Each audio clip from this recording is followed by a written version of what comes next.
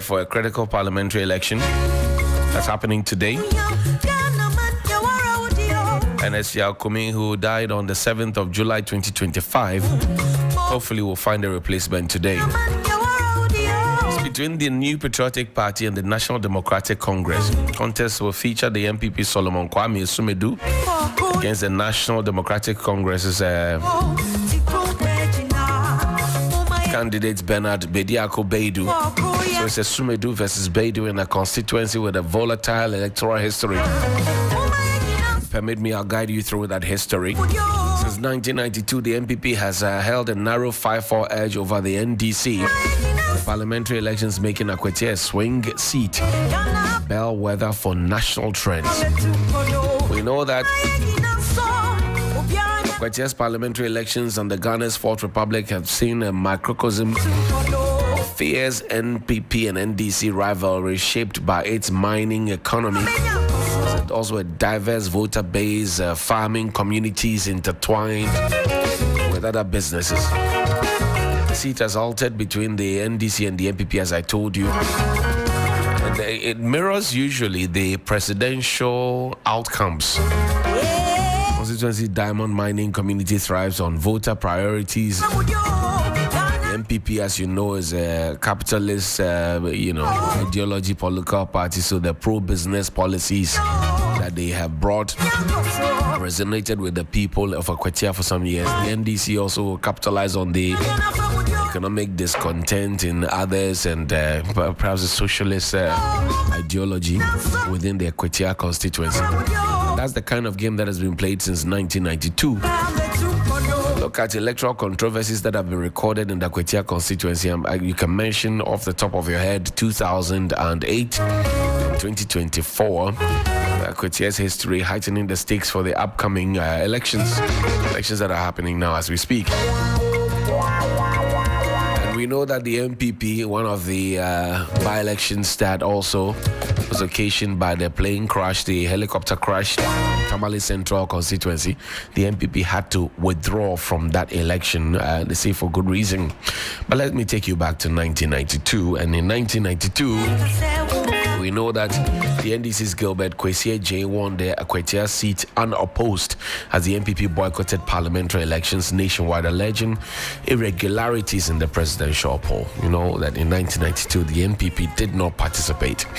The specific vote counts are unavailable due to the boycott, but we do know that it reflected the NDC's national dominance under the late Jerry John Rawlings, Flight Lieutenant Jerry John Rawlings, then known as Chairman Rawlings, and then subsequently dovetailed into Flight Lieutenant Jerry John Rawlings. He secured 57.3% of the presidential vote, establishing an early NDC foothold in Akwatia. Then we come to 1996, where the NDC wins the Akwatia seats for the first time in a competitive parliamentary race. This time, the NPP participated in the elections, unlike the 1992 elections when the NPP decided not to participate. So the elections saw Alhaji Mohammed Ezwa Siam of the NDC, right? And he beat the MPP's Dr. Kwame Cheba for winning approximately 17,900 of the votes. Bafo got 8,575 of the votes, that creates a margin of 9,325 votes. This will remain the largest victory that the NDC has ever got in Akwatia, the contested elections driven by the Rawlings' re-election in year 1996. Mind you, Rawlings is the firstborn of the Fourth Republic, a creator and the firstborn of the Fourth Republic. He was in power in 1992. He got re-elected in 1996, and obviously by the dictates of the Constitution, by year 2000, he couldn't contest again. Now, Rawlings' re-election of 57.4% and strong rural support cementing the NDC's grip on the constituency. This was in 1996, the first ever competitive parliamentary election to have happened in the Akwatia constituency. But then in year 2000, the MPP's Kingston Akoming Kisi captured the seat against the NDC's Alhaji Y.A. Amankwa. And He polled the MPP's Kinson Akoming Kisi polled 15,483 votes, represent 53.6% of the votes, to Amankwai's 12,803 votes. That's 44.3% of the votes. A margin of 2,680 votes, with 28,891 total valid votes and 614 rejected ballots.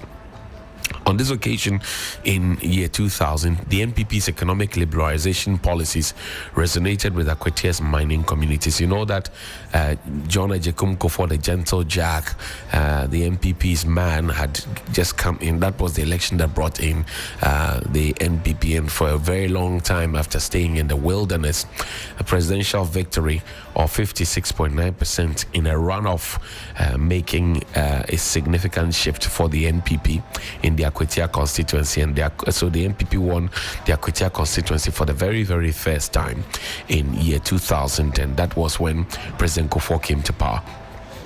President Kufuor stayed on in 2004, got re-elected.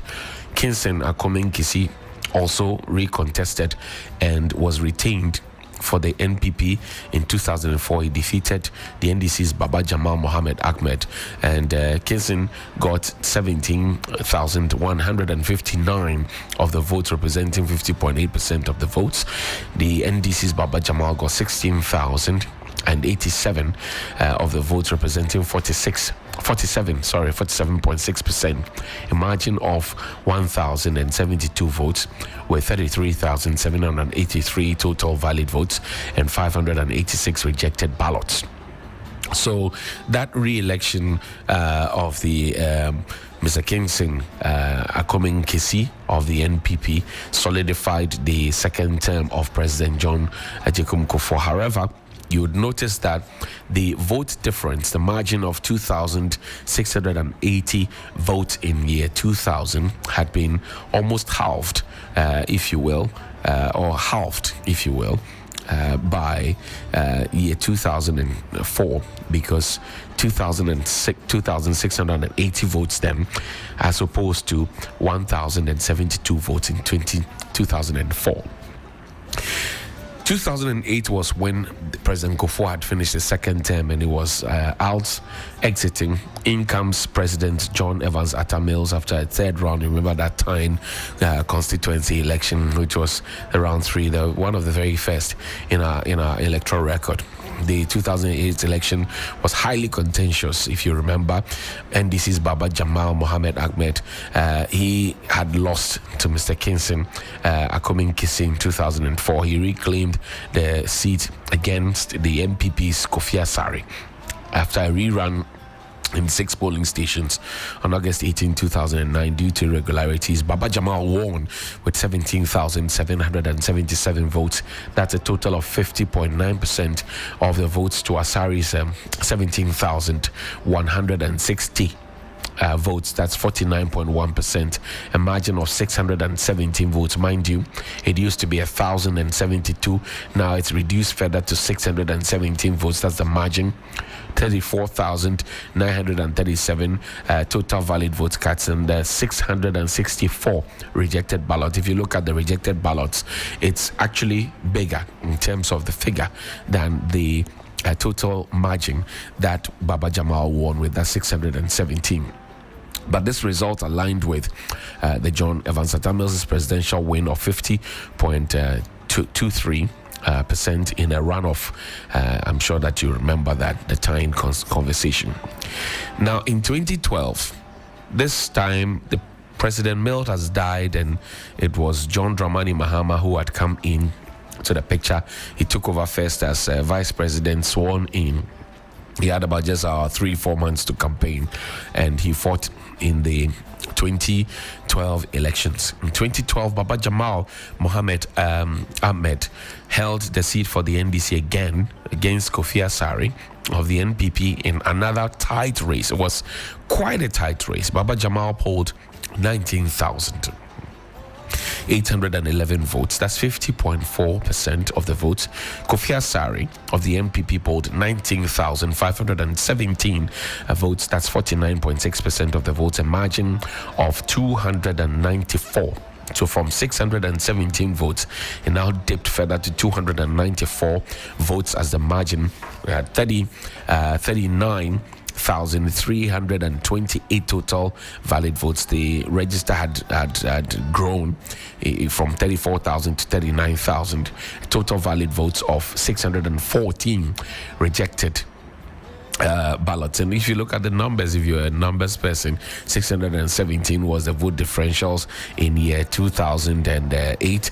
If you come this way to 2012, is 614, just about 3 votes shy, and that's rejected ballots. But in fact, the margin had dipped from 617 votes to 294 votes. Interesting, isn't it? Well, there were allegations of malpractice by the MPP. I mean, they went to the Supreme Court to challenge the presidential election. For a full year, the NDC's John Dramani Mahama was eventually affirmed a winner of the presidential race with 50.7% of the votes. 3FM Sunrise. And we'll come now to 2016, where the MPP secured a landslide victory in 2016. 2016, John Dramani Mahama lost the elections as a one-term president on his own. He lost that election. The MPP, Nana Addo Dankwa Akufo-Addo, who had tried for 3 times, won that election. Dr. Bao Mia tagging along. The MPP's rebound was in 2016 in Akwatia. There was a lady called Messie Du Jemfi, popularly known as Amase the hairdresser. She defeated Baba Jamal Ahmed. Amase secured 22,981 of the votes, representing 60.6%. The NDC's Baba Jamal got 17,453. That's 39.4% of the votes. A margin of 5,000. So from 294 votes margin now to 5,528 votes in favor of the NPP. The largest MPP victory in the Akwatia history, with 37,904 total valid votes cast and 541 rejected ballots. The parliamentary results there, the biggest ever for the MPP. This mirrored Nana Addo Dankwa Akufo-Addo's national triumph. He had tried for 3 times. He won on the 4th attempt. 53.85%. That's what the vote differentials was against John Mahama. And until that time, until the 2024 elections, that was the biggest ever electoral defeat that any political candidate would have faced. Voter frustrations from the NDC's economic policies and all of those things, amounted to the NDC losing that election. The MPP won decisively in 2016. The NDC got back in year 2020 when the NDC's Henry Yadomboache recaptured the Akwatia seat, narrowly defeating the MPP's now late Ernest Kumi.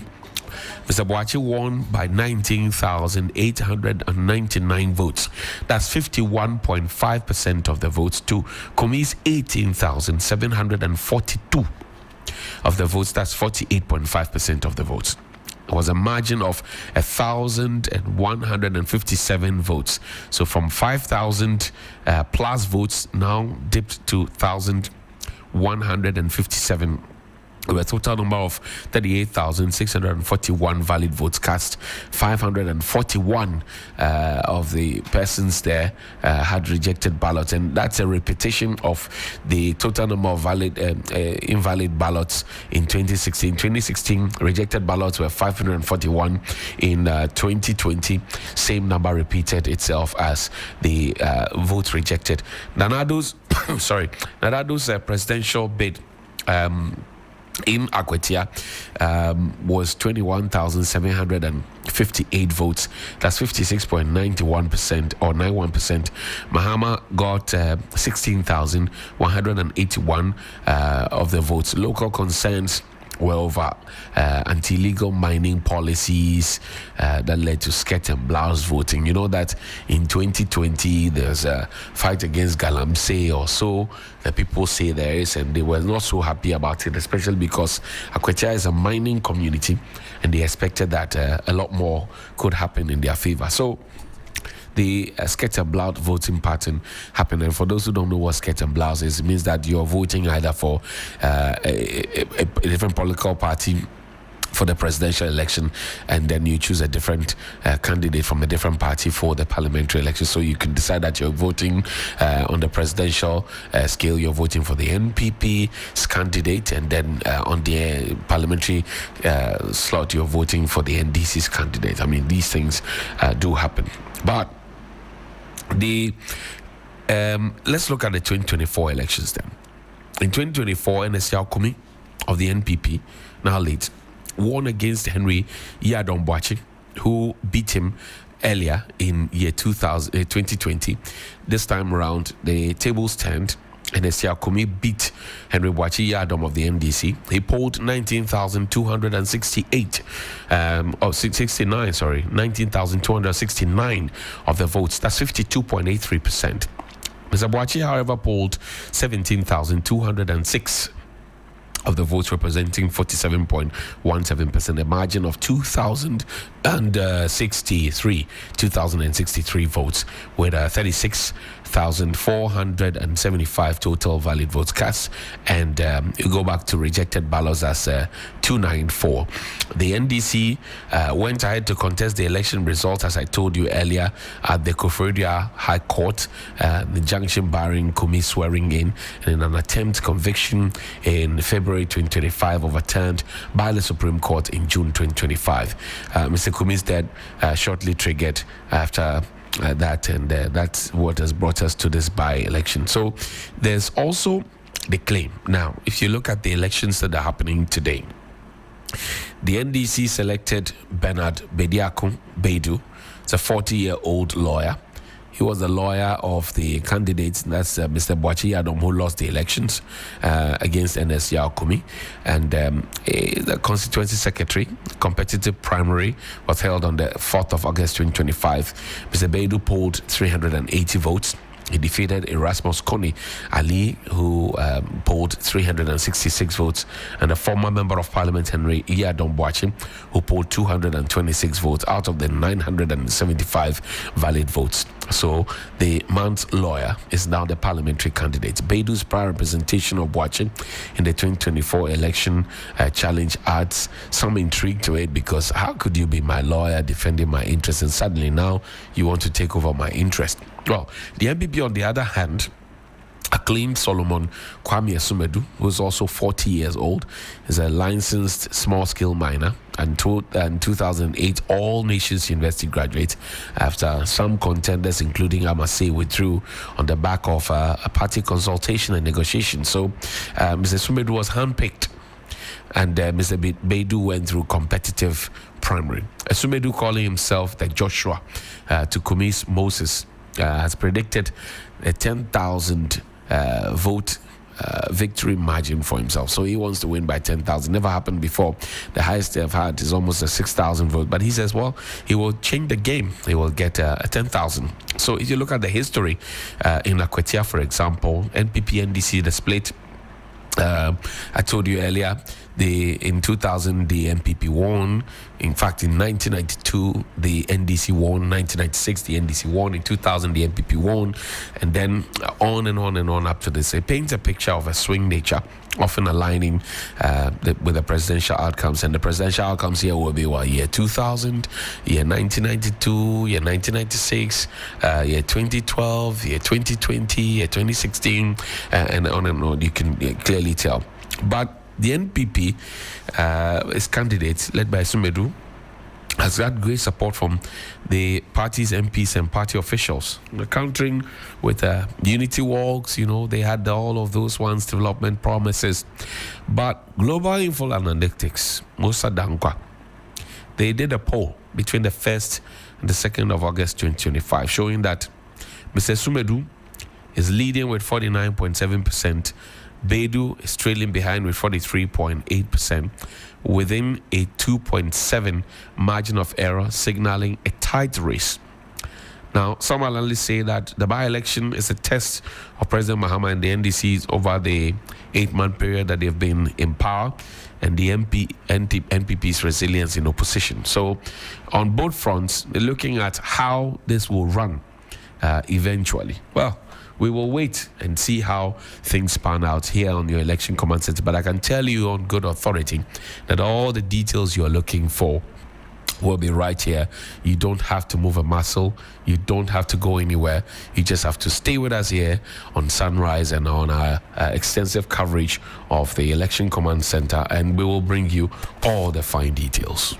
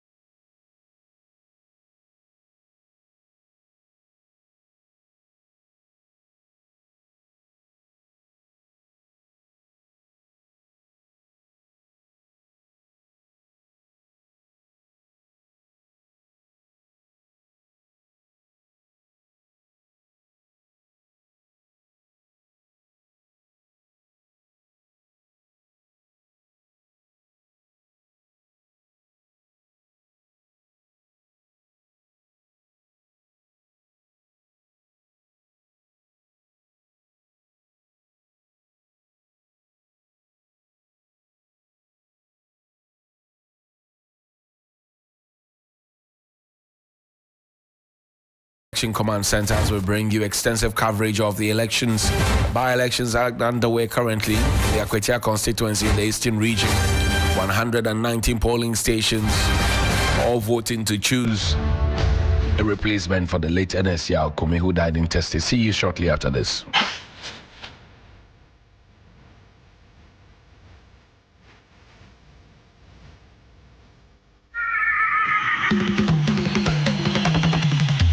It has always been a journey of Pan-Africanism and consciousness. It is your regular taxi driver with the urban blend and 3FM 92.7 in living stereo every day, Monday to Friday, from 12:30 p.m. till 3 p.m. This is the show everybody listens to, so your business will certainly do well here. My name, Black Rasta. I am the rootical, hairtical, Dungargan, Moa Fire. Rhythm, come forward. Atinga ya chika fankare, Azure ya chika fankare, Abama ta chika fankare. 3FM, your urban lifestyle radio. Accra, Ghana, Africa, and worldwide. Join us on Inspirational Gospel Mix this and every Sunday, 8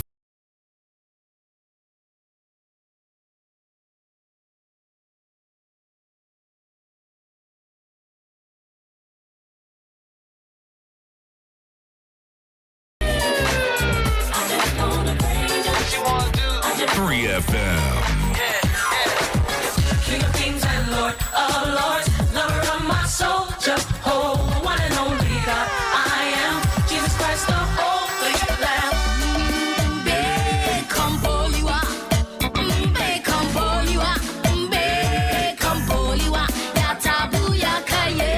What is your favorite scripture? Well, my favorite scripture is Romans 8:28, and it says, all things work together for the good to them that love the Lord. Kwame, that is absolutely my favorite scripture. Yes, your Inspirational Gospel Mix, a moment to get inspired with the best of inspirational songs and interviews to get you prepared for the new week. Every Sunday, 8 p.m. to 10 p.m. with me, your big brother, Kwame Adu, mixing G, mixing gospel. You can't miss it. You are blessed as you listen. 3FM 92.7. Your finest tunes in sync with a soothing voice. 3 Lounge with AJ. Are you tired of the same old routine? Need a break from the stress and chaos of everyday life? Well, step into the 3 Lounge, your world of absolute relaxation and great music with yours truly, AJ Akwatia Sapon. Welcome to the best mid-morning show in the capital and beyond. This is 3 Lounge with yours truly, your radio princess, AJ Akwatia Sapon. Love it. I love it. It's great. Kickstart your week with Monday motivation. Shake off the Tuesday blues and get ready for midweek mania. Take a trip down memory lane on Throwback Thursday and wrap up the week with Funky Friday with myself and Helen Appiah Ampufo. Plus, enjoy exciting celebrity interviews, insightful conversation, engaging discussions on topics that matter, and there's a boatload of fun and easy activations that reward and appreciate you, our loyal listener. If you are listening, we're manifesting money into your pocket this morning. Amen. Don't miss out on the excitement. Tune in to 3 Lounge every weekday morning from 10 a.m. to 12 p.m. with AJ Akwatia Sapon only on 3FM 92.7. It's my number one. 92.7 3FM, your urban lifestyle radio.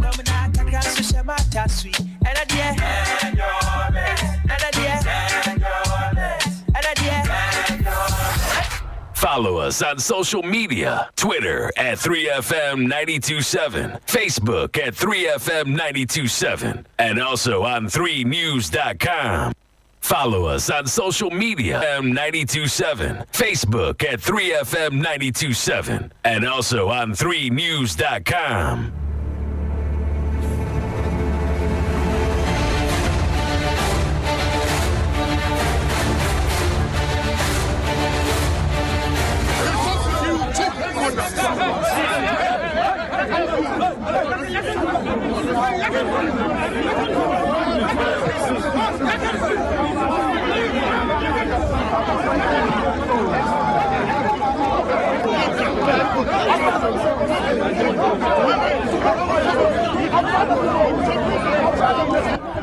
And when you have some confusion that has erupted in Akwatia, as you can tell,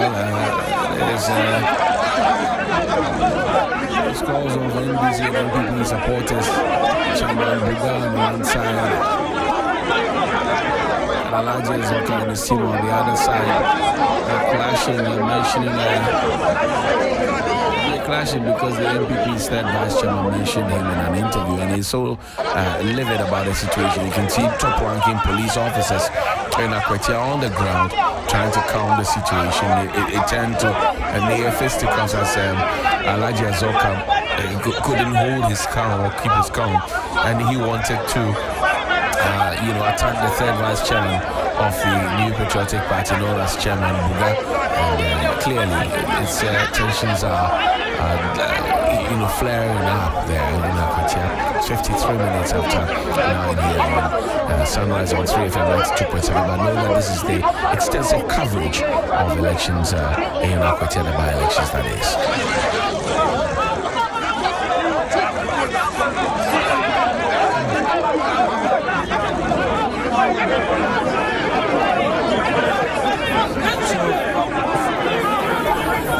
So far as your cup.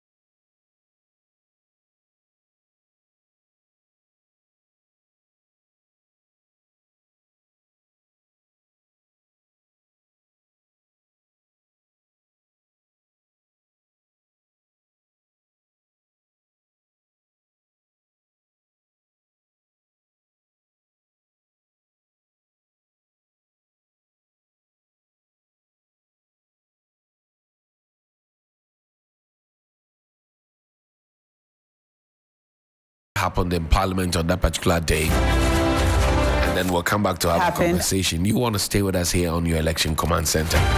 We've got all the fine details for you. None shall wrong his neighbor. A country of plenty where evil and poverty shall be done away with. A country of brotherhood where all success shall be founded on service and honor shall be given to the deserving. A country of peace where government shall rest on the will of the people and a love for the common good. Bless the effort of those who struggle to make this vision a living reality. Inspire and strengthen our people that they may give time, thought, and sacrifice to speed the day of the coming beauty of Ghana and Africa. Amen.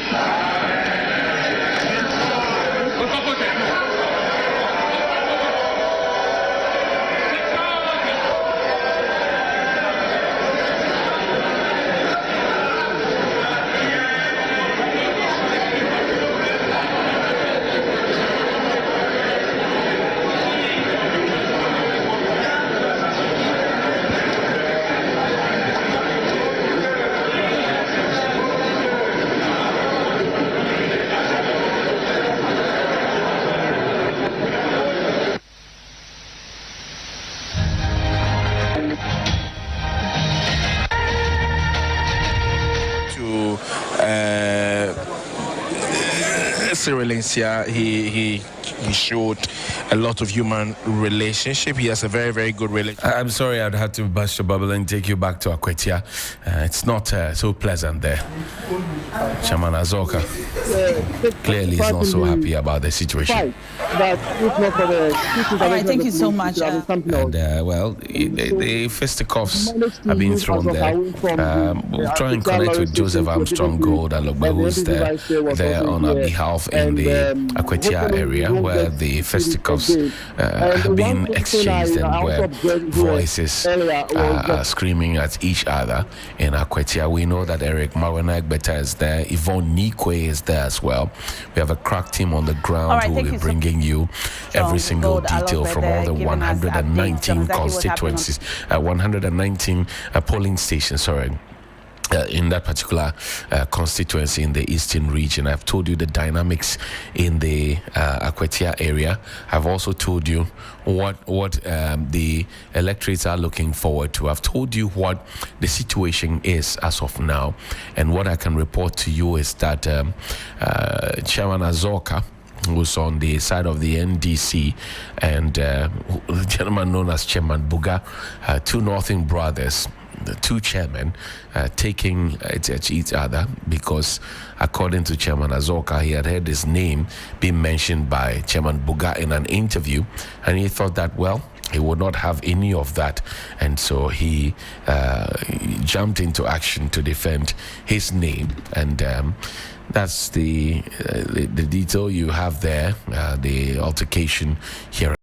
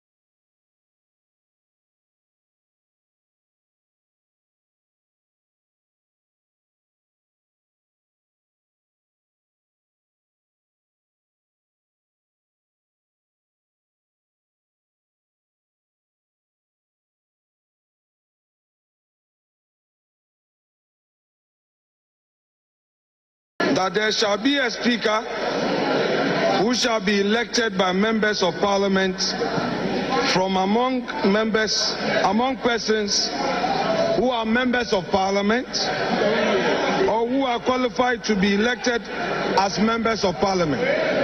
Mr. Chairman, I have in my hand a statement issued by the office of His Excellency John Dramani Mahama, titled President-elect Mandate NDC Parliamentary Leadership to nominate Right Honorable ASK Bagbin as Speaker of 9th Parliament. It reads, the President-elect, His Excellency John Dramani Mahama, has in consultation with the National Executive and Parliamentary Leadership of National Democratic Congress mandated the nomination Mr. Chairman, of the Right Honorable Abansuman Kingsford Babi as Speaker of the 9th Parliament of the 4th Republic. Mr. Speaker, Mr. Chairman, this letter is signed by Mr. Felix Ofosu, Kwachi Ofosu, as Special Aide. Chairman, the preliminary issue I'm raising is to the effect that the nomination Mr. Chairman, only requires the consent where from of that the letter? person to be nominated. Where from that letter? That letter, where is it from? Situation where it must not be tolerated. That the executive now directs that a member from that letter to nominate would make this arm of government House of Records. an appendage of the executive. Mr. Chairman, where from that letter? Is the objection that I have. Having made that point, where from that letter? I need, Mr. Chairman, to also draw your attention. You see, Sammy, to the fact you that have been vindicated. In 2001, 7 January, when Right Honorable himself, as minority leader, was seconding the motion ably moved by J.H. Mensah for consideration of Alajete as a speaker. These were his observations, and I read from column 4 of the Hansard of 7 January 2001. I quote, ASK Bagwin, NDC, Nadole Kalu North, as he then was.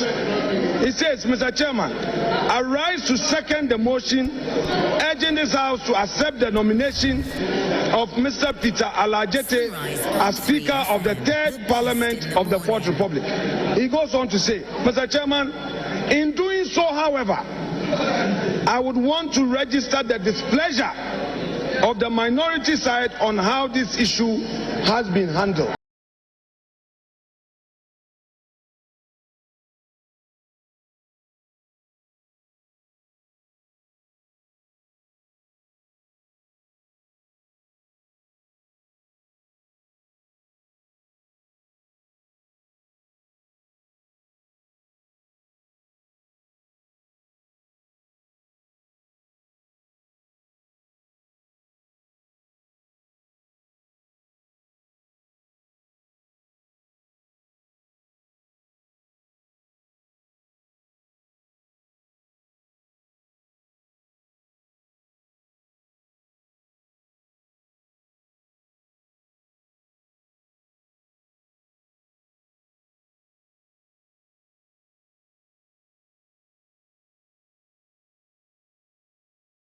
A country of plenty where evil and poverty shall be done away with. A country of brotherhood where all success shall be founded on service and honor shall be given to the deserving. A country of peace where government shall rest on the will of the people and a love for the common good. Bless the effort of those who struggle to make this vision a living reality.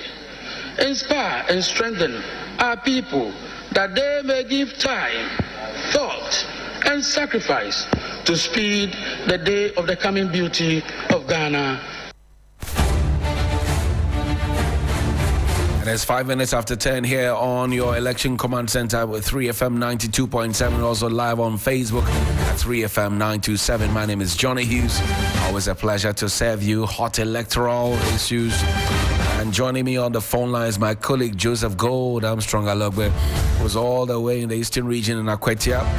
A while ago, I told you that two chairmen on the side of the NDC and the MPP, Chairman Azoka and Chairman Buga, almost at each other's throats. Why was that? Joseph has all the details. Gold, good morning. Thank you for your time. Hello, Gold. Good morning. Thank you for your time. Yeah, Johnny, good morning. Now, why were the two chairmen fighting? Johnny, so it happens that we have the NPP vice chair granting interview to some media personalities here. And in his interview, we heard he mentioned the name of Azoka.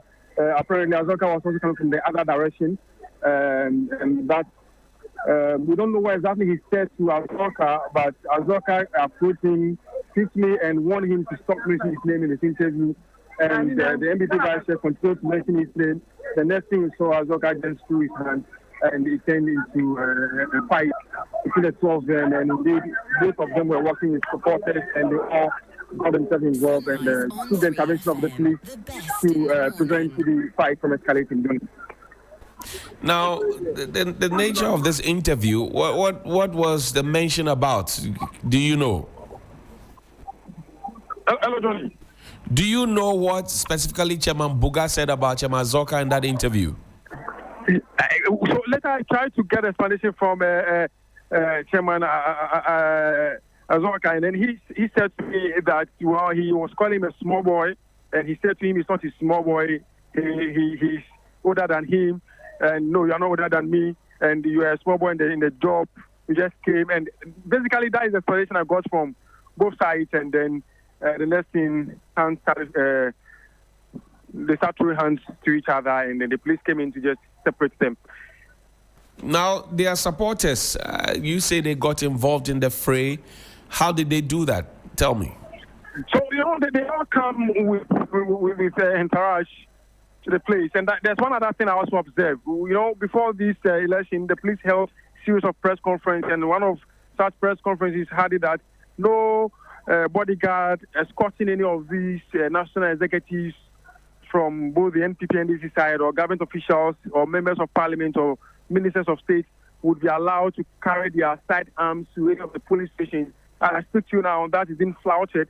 As I speak to you right now, so you could see, even Azoka is still, what's the name, the vice chair of the MPP is right here at this police station where I am, and his bodyguard indeed is carrying his sidearm. We saw that of the other group also, Azoka and his people also, his bodyguard also carrying sidearm. Other police stations I've been to, you see anybody national official you see coming to a police station, they are carrying their sidearms. And this is one thing that the police hierarchy speak, that they are not going to correlate any of these things on this very day, but indeed that has been violated, Johnny. These arms that they are carrying, would you say the police have seen them? And if they have, what reactions have they given to you, the policeman? I want to believe that the police have seen them, because I can see it's very visible. Like where I'm standing right now, from where I'm standing, it's quite a distance from where this bodyguard, I presume, is standing. But I can see his sidearm clearly shown on his left arm side, and I'm sure the police commanders here too can see just as I'm also seeing. Now, so far, what would you say the process has been in the Akwatia area where you are? Which polling station are you at? Are you stationed at, and what can you share? I am currently at the Akwatia lorry station, exactly where I am now, and I'm told this is one of the hotspots we have here.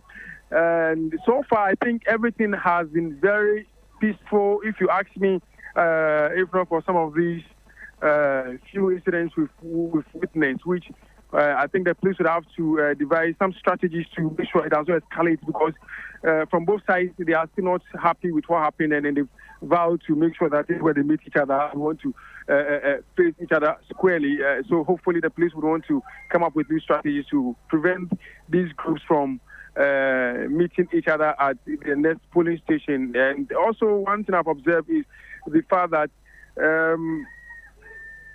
Everybody is just coming to the station. People with phones, no media accreditations. They are all very close to the police stations, and they use their phones, so you cannot tell who a professional media guy is, and that escalates some of these incidents we see here. Because the earlier interview that led to this confrontation, you will not see any professional media person granting the interview to the NPP vice chair. Indeed, for which media general, when I went to him, he said it point blank that no. If I talk to you, I'll be sacked from my party. So he will not talk to me. So those that were granted the interview are not people that you can easily identify where they are coming from. Maybe they are from the constituency or their local media personnel, but their line of questioning is somehow problematic, and that also leads to some of these incidents that you are witnessing, Johnny. But who told you that he cannot speak to you? If he does, he will be sacked from his party? That is the NPP vice chair.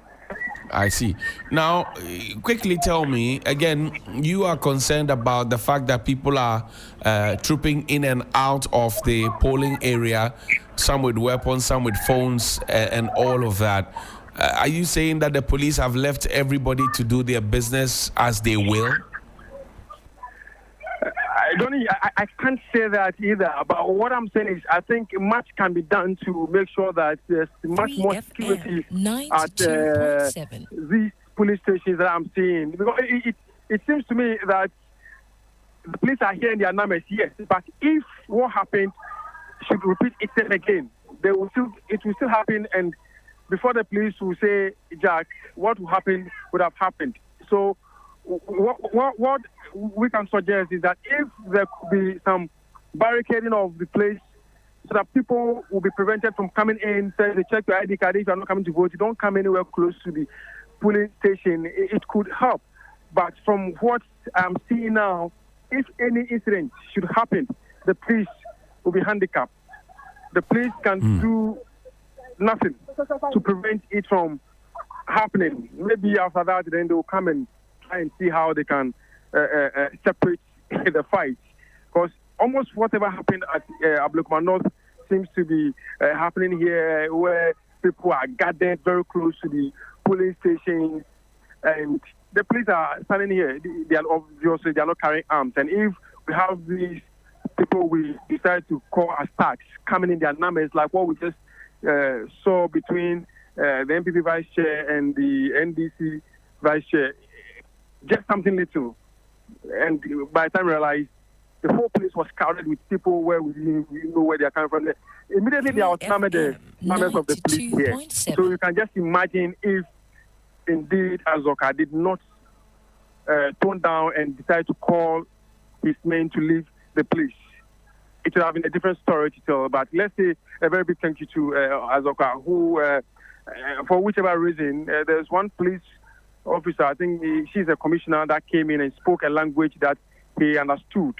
The woman almost went on her knees to beg Azoka in the language that Azoka understood better. And immediately he said, Mommy, and he said what he said, and then he just recalled his men, and then they left the place, and peacefully they were able to bring back peace to this police station, Johnny. Tell me about voter turnout. What can you report?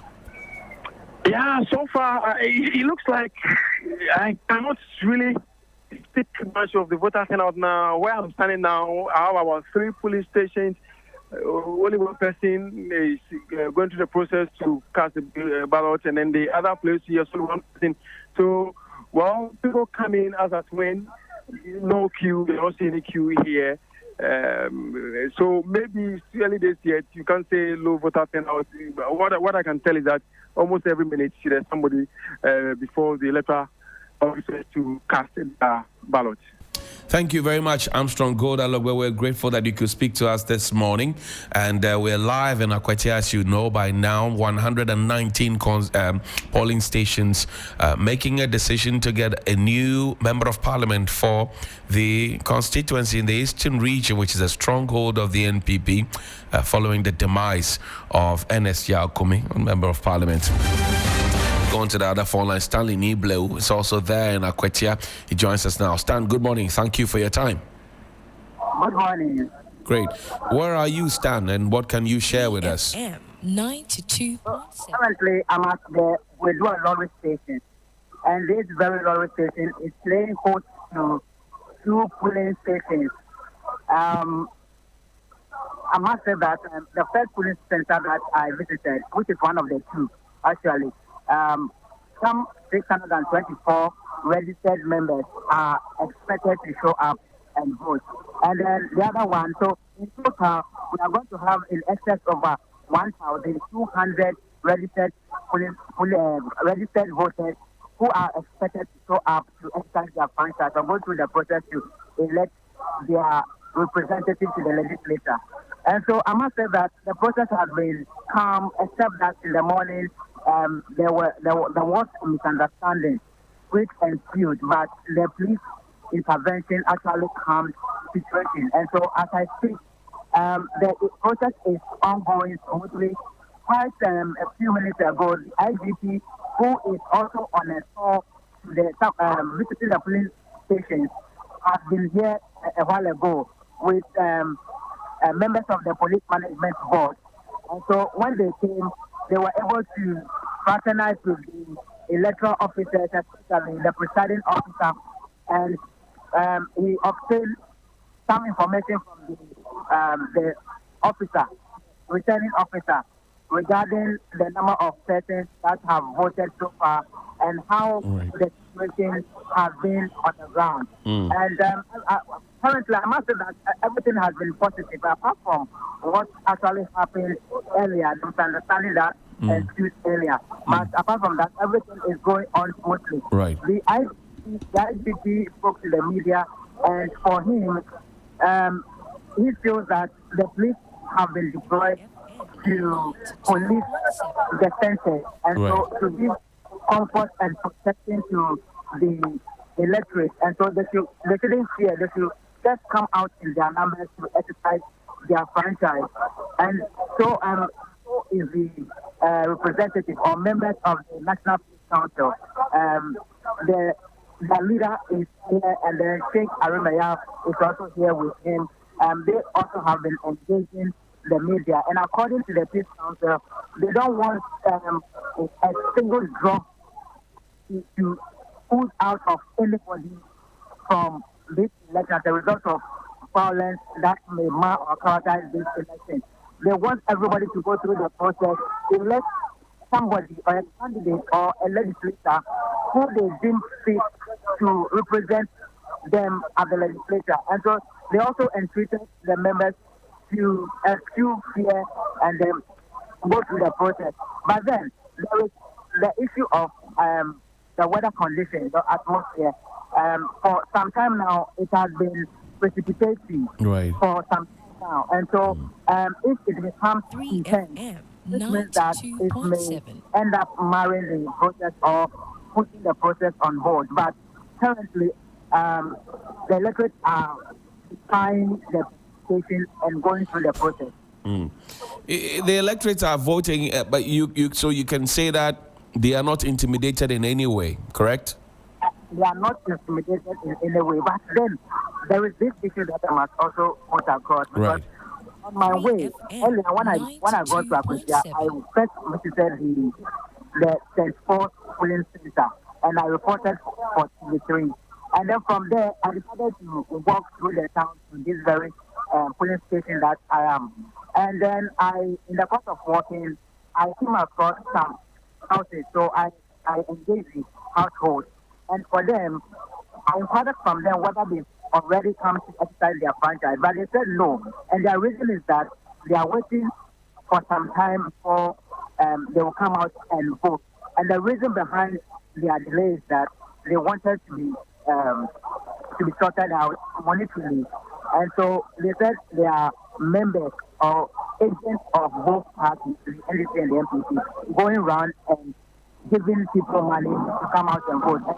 And so they receive their share of the money that is being paid. They are not coming out to vote. I see. Now, have you spotted the candidates, perchance? The two, Asumedu and Bedu? No, currently the two leading candidates or the main candidates have not shown up at the police station that I am. But then there have been supporters of the NDC and the supporters of the NPP as well, who have currently from the polling center to engage the electoral officer, the police personnel deployed to the center, and also to keep up the interest of the people to come out in their numbers to vote. So on the part of the NDC, I saw Akongan, who Akongan a few minutes ago, and then I also saw Mustafa Bande. No, not the.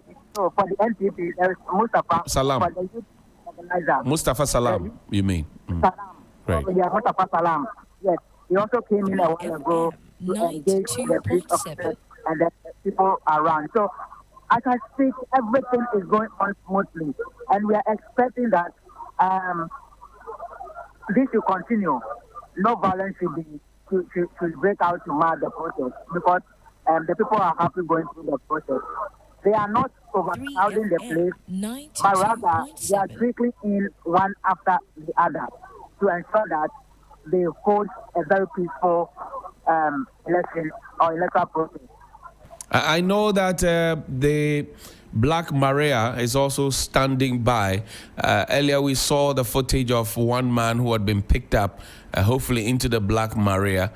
Do you have some more information around that?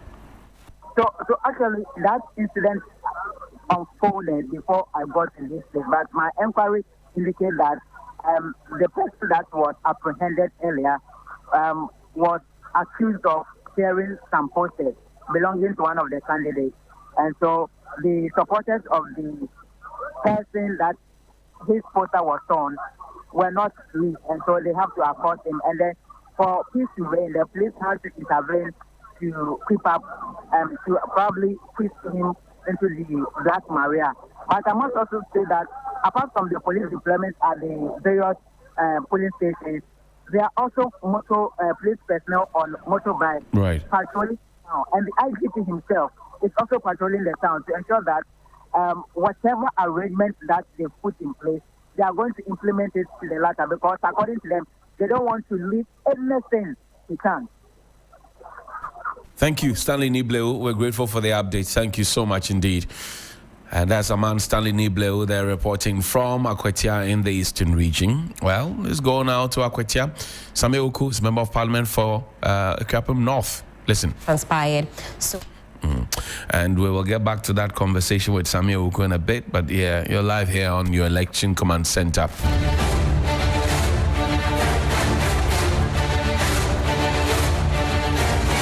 I want to give you a reminder, 24 minutes after 10 here on Sun, on your Election Command Center. I want to give you a quick reminder. And then Ernest Kumi defied a court order, an injunction indeed, from the Koforidua High Court that allowed himself to be sworn in as a Member of Parliament as part of the 9th Parliament of the Republic of Ghana.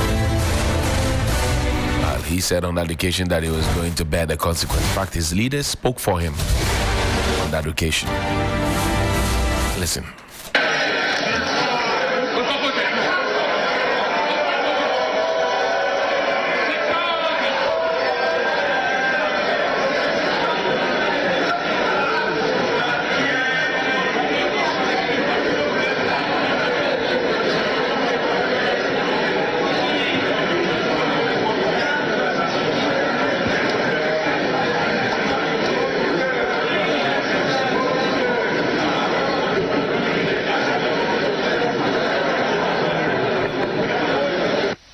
FM 92.7.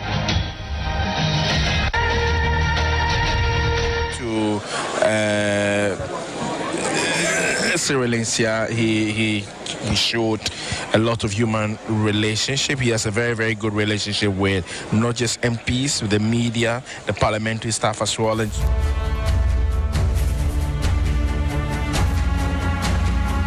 elections for Okaikwe Central, Tema Central, and Techiman South parliamentary elections held on 7 December 2024. I bring you greetings from the Electoral Commission and trust that this letter finds you well. Following the completion of the collation of police station results for Okaikwe Central, Tema Central, and Techiman South constituencies kindly find attached writ of elections for the parliamentary elections held on 7 December 2024 for the above mentioned constituencies. Also attached is a schedule containing the names of the candidates elected pursuant to Regulation 43 2B of the Public Elections Regulations 2020 CI 127. Again, signed by Samuel Tete, Deputy Chair, Operations for Chairperson. Honorable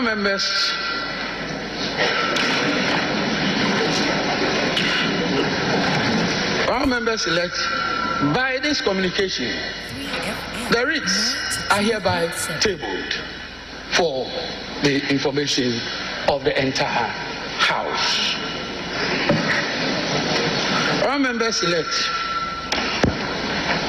Order A3 of our standing orders states that a clerk, as a presiding officer, shall conduct a roll call of the members of Parliament elect, and a member is expected to respond to the roll call. I now proceed to call out your names in alphabetical order. But before I do so, it is imperative to bring to the attention of honorable members a matter of concern. I say so because I know this is a matter which will come up on this floor. And so it is my noble duty, legally, constitutionally, and procedurally, to draw your attention for your... So I proceed, honorable members. I proceed to issues relating to two constituencies outstanding. And the constituencies are Ablekuma North and Akwatia. Honorable members, would you kindly listen as we proceed? Ablekuma North and Akwatia. The case of Ablekuma North is known to all of us in this honorable House. We don't have writ of elections from the Electoral Commission in respect of Ablekuma North, and therefore it is impossible to proceed with any matter relating to Ablekuma North in terms of roll call and in terms of the eligibility of a member for that constituency to participate in the election of the Speaker. In the case of Akwatia, the clerk to Parliament was served a process on the 3rd of January 2025 with an order of interim injunction from a high court in Koforidua. This order was served through the legal office of the Parliamentary Service. The order directed the respondents, including the clerk to Parliament, indicating that they are restrained from proceeding to call, admit, register, swear in, recognize, gazette the said Ernest Kumi as the elected member for the Akwatia constituency. At the time of the receipt of the order, the Parliamentary Service had already completed the process of registration of Ernest Kumi as member-elect. This is precisely because the first writ of elections that we received, Ernest Kumi was part of that process. So we received writ of elections in respect of Ernest Kumi. And without the pendency of any suit, any process, the Parliamentary Service, in compliance with due process, had to register the member. So we did so. Subsequently, it has come to our attention. There's a restraining order of a court. Restraining not just a member, but a clerk to Parliament from proceeding with the registration from proceeding with the members' participation in the election of the Speaker. This is a matter that honorable members ought to know. Since it is a court order, which order restrains the clerk to Parliament as well from proceeding or dealing with a member in this matter, I find myself constrained.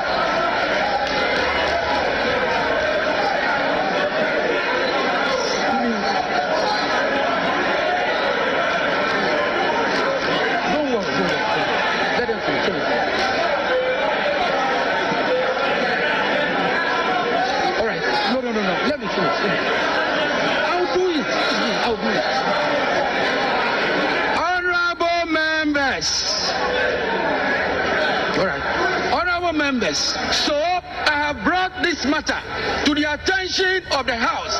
That is my pleasant duty to do. The member may decide, may elect to participate, but in doing so, I'm drawing attention to Article 105 of the Constitution, and I will read, a person who sits or votes in Parliament knowing or having reasonable grounds for knowing that he is not entitled to do so commits an offense and shall be liable on conviction to such penalty as shall be prescribed by or under an enactment of Parliament. Having done this, I have discharged my noble duty. I'll end there.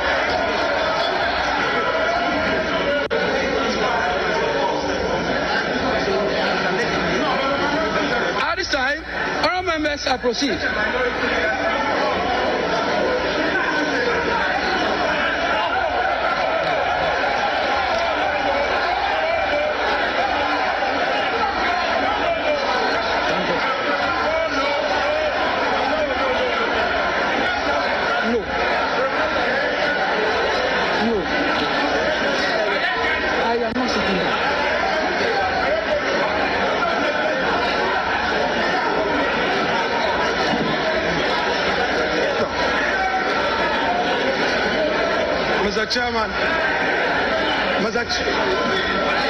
Mr. Chairman,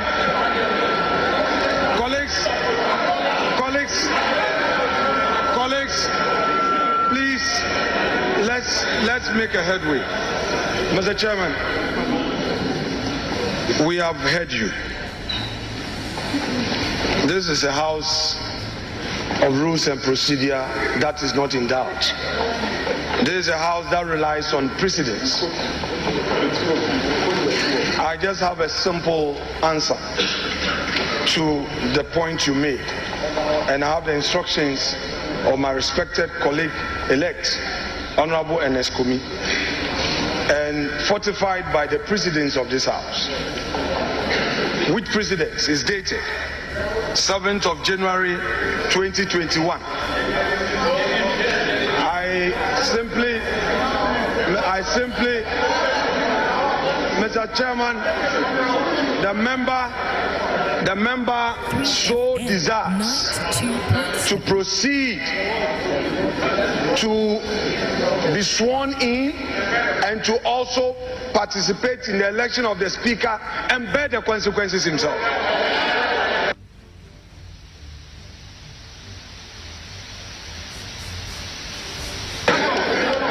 Thank you very much. Thank you very much, members. I proceed with a roll call, and I will invite the head of table to proceed with the.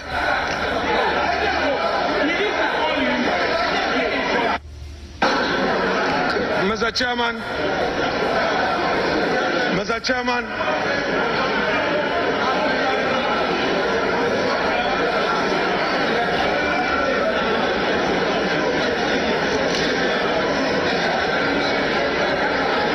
Mr. Chairman, we do not want surprises. We do not want surprises. We do not want surprises. I am therefore, for the records, inviting you to respond to the position the honorable member concerned has taken, just for the records, because we don't want surprises as we proceed. So we want to know so that we take.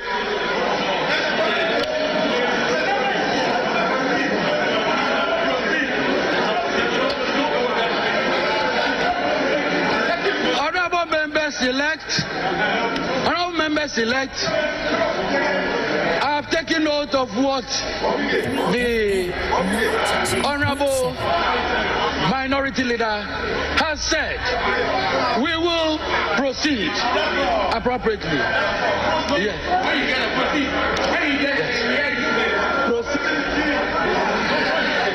I have taken note of what the honorable minority leader has said. The honorable member heard what we said.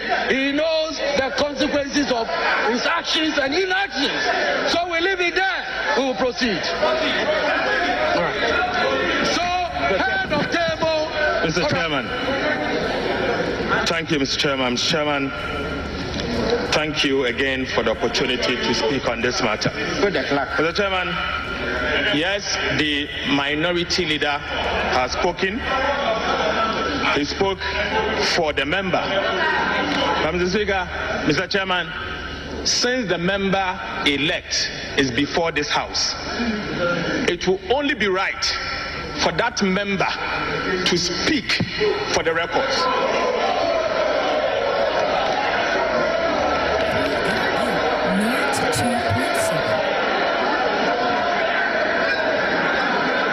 Mr. Chairman, I say this because the court has issued an order. The said order has been served on the member and the clerk to Parliament. Mr. Chairman, you read to us Article 105 of the Constitution.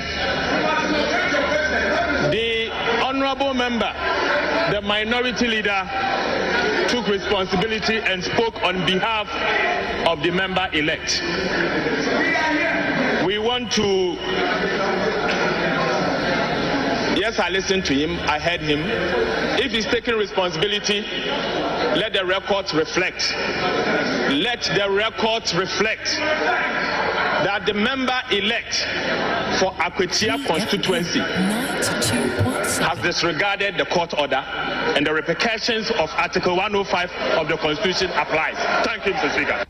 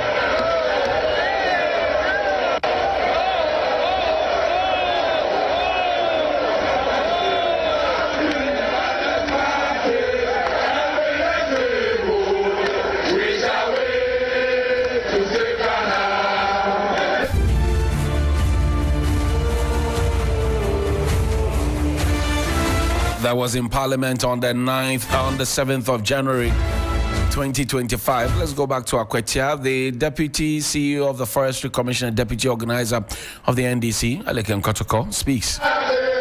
The General Secretary of the NPP, critical attention is to be paid to the polling stations. While these processes are ongoing, hasn't got any work to do, and they want to help us by filling up posters. I think they can go on ahead and be doing that. Party office, and went filling off the posters on vehicles and all those things. Those are very defeatist, and that was the only thing that we've seen so far, which has been a misconduct on the side of the NPP. But fortunately, our people comported themselves that we have ready and contained them because at this point in time, critical attention is to be paid to the polling stations. And if the NPP hasn't got any work to do and they want to help us by filling up posters, I think they can go on ahead and be doing that. Even though it is a criminal offense, we will tolerate them to help us fill all the posters around. And that was the only your work. How well are you doing marshalling your people? How are you doing marshalling your people to come out and vote?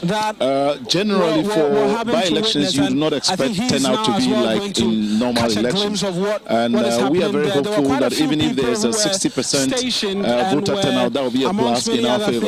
And we are looking forward to nothing less than 52.3% of the vote cast today.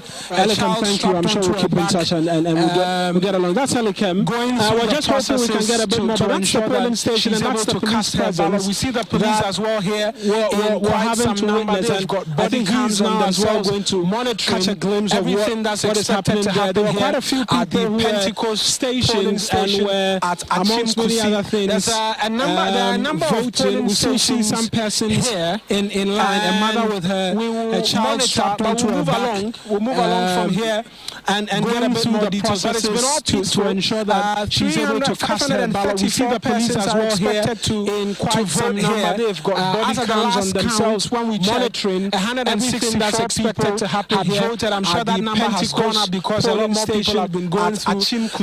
There's a number of polling stations. That's what it is at this point in time. And we continue to monitor, but we'll move along. Your election commander here, what the situation is. But it's been all peaceful as we continue to go around the various polling stations, electoral areas to vote to get an understanding as to what is expected to happen. And we'll continue to bring you details. Had voted. I'm sure that number has gone up because a lot more people have been going through the queue as well. But that's what it is at this point in time. We continue to people will associate his decision to go to the court with the NPP and put all manner of spin on it. But the honest truth is that he is a Ghanaian. He has every right to test the law. It is good for our democracy, and it's also good for the development of the law. So I think that, yes, whatever that he's doing now, it is better for us to look out for the outcome as the court or our judges seek to interpret these provisions. Also, the other aspect or one benefit that is going to come out of this is that there are other gray areas as to the provisions of the law that he seeks to interpret. And I feel definitely as an outcome of the interpretation of the court, there's going to be other consequential orders which will help us in terms of the development of our democracy and the law as well. So it's a good exercise for him to embark on. Just that my candid opinion is that it's going to be difficult for him to obtain the reliefs that he sought from the courts. That's Ernest Kumi there, former member of parliament, now deceased. May he rest in peace. And Akwatia is still on 119 polling stations, looking for the next MP who's going to be Sumadu or Beidu. Elections are underway. It's a by-election. It's heated, very competitive.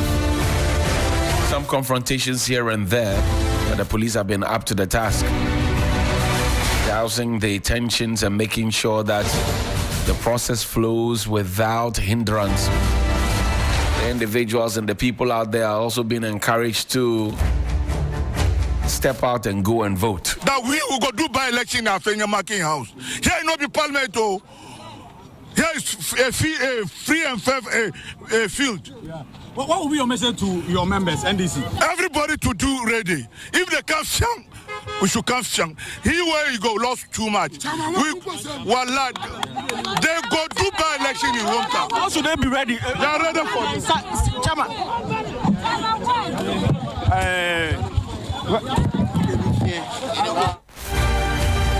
As Chairman Azoka, they're clearly not excited that the NDC's posters have been pulled down by some elements of the New Patriotic Party, particularly Alexander Afenyo-Markin, Member of Parliament for Futu, is being fingered. Listen. We understand that Afenyo-Markin was here. Because of him, where we come here. You came here because of Afenyo-Markin? Well, we don't do by-election in hometown. Why? Why did you come here because of Afenyo-Markin? Why did you watch here? Is it the NDC? Is it the NDC secretary? What does he want here? Is it the NDC secretary? You are coming to our office to do what in our office? Asa, you people are journalists, talk to them. Here you know the parliament that way they do, no. Here is a freedom, a field. Chairman Azoka clearly unhappy and irate. Chairman Azoka, well, he says he's not taking it lightly. He actually said that he came here to meet Afenyo-Markin Square, who allegedly stormed the NDC office in Akwatia to remove some of their posters. We'll go now straight to TV3. A conversation happening on the Election Command Center, and clearly Patrice Edu is hosting lawyer Hamza Sohini.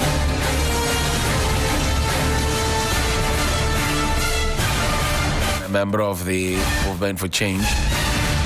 We'll get now into that conversation here on your Election Command Center. It was not so far Zoka was in an exchange with Chairman Mugabaga, an MPP vice chairman, whose language has been extremely worrying. I'm talking about so far. And that's what I'm talking about this morning. And so, let us not create the impression that it has to do. That is maybe you are not familiar with Chairman Azoka. So what I'm trying to say is that but it is important that you don't should be talking about. I'm not it was not so far Azoka who threw away the so the point I'm making is that the political party, I'm talking about what happened to NDC and MPP. You have your responsibilities, whichever way it is. But I'll come back to you for you to finalize your thought. I want us to go back to Helen Ampofu, because Armstrong Alobe is reporting from an area with some update from there for us.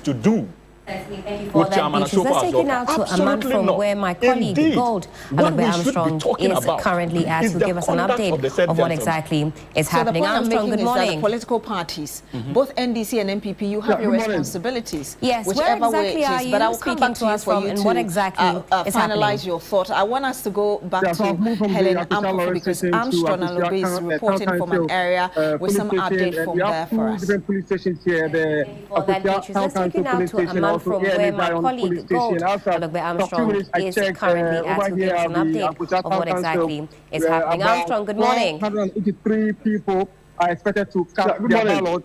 Yes, where exactly are you speaking to us from, and what exactly is happening?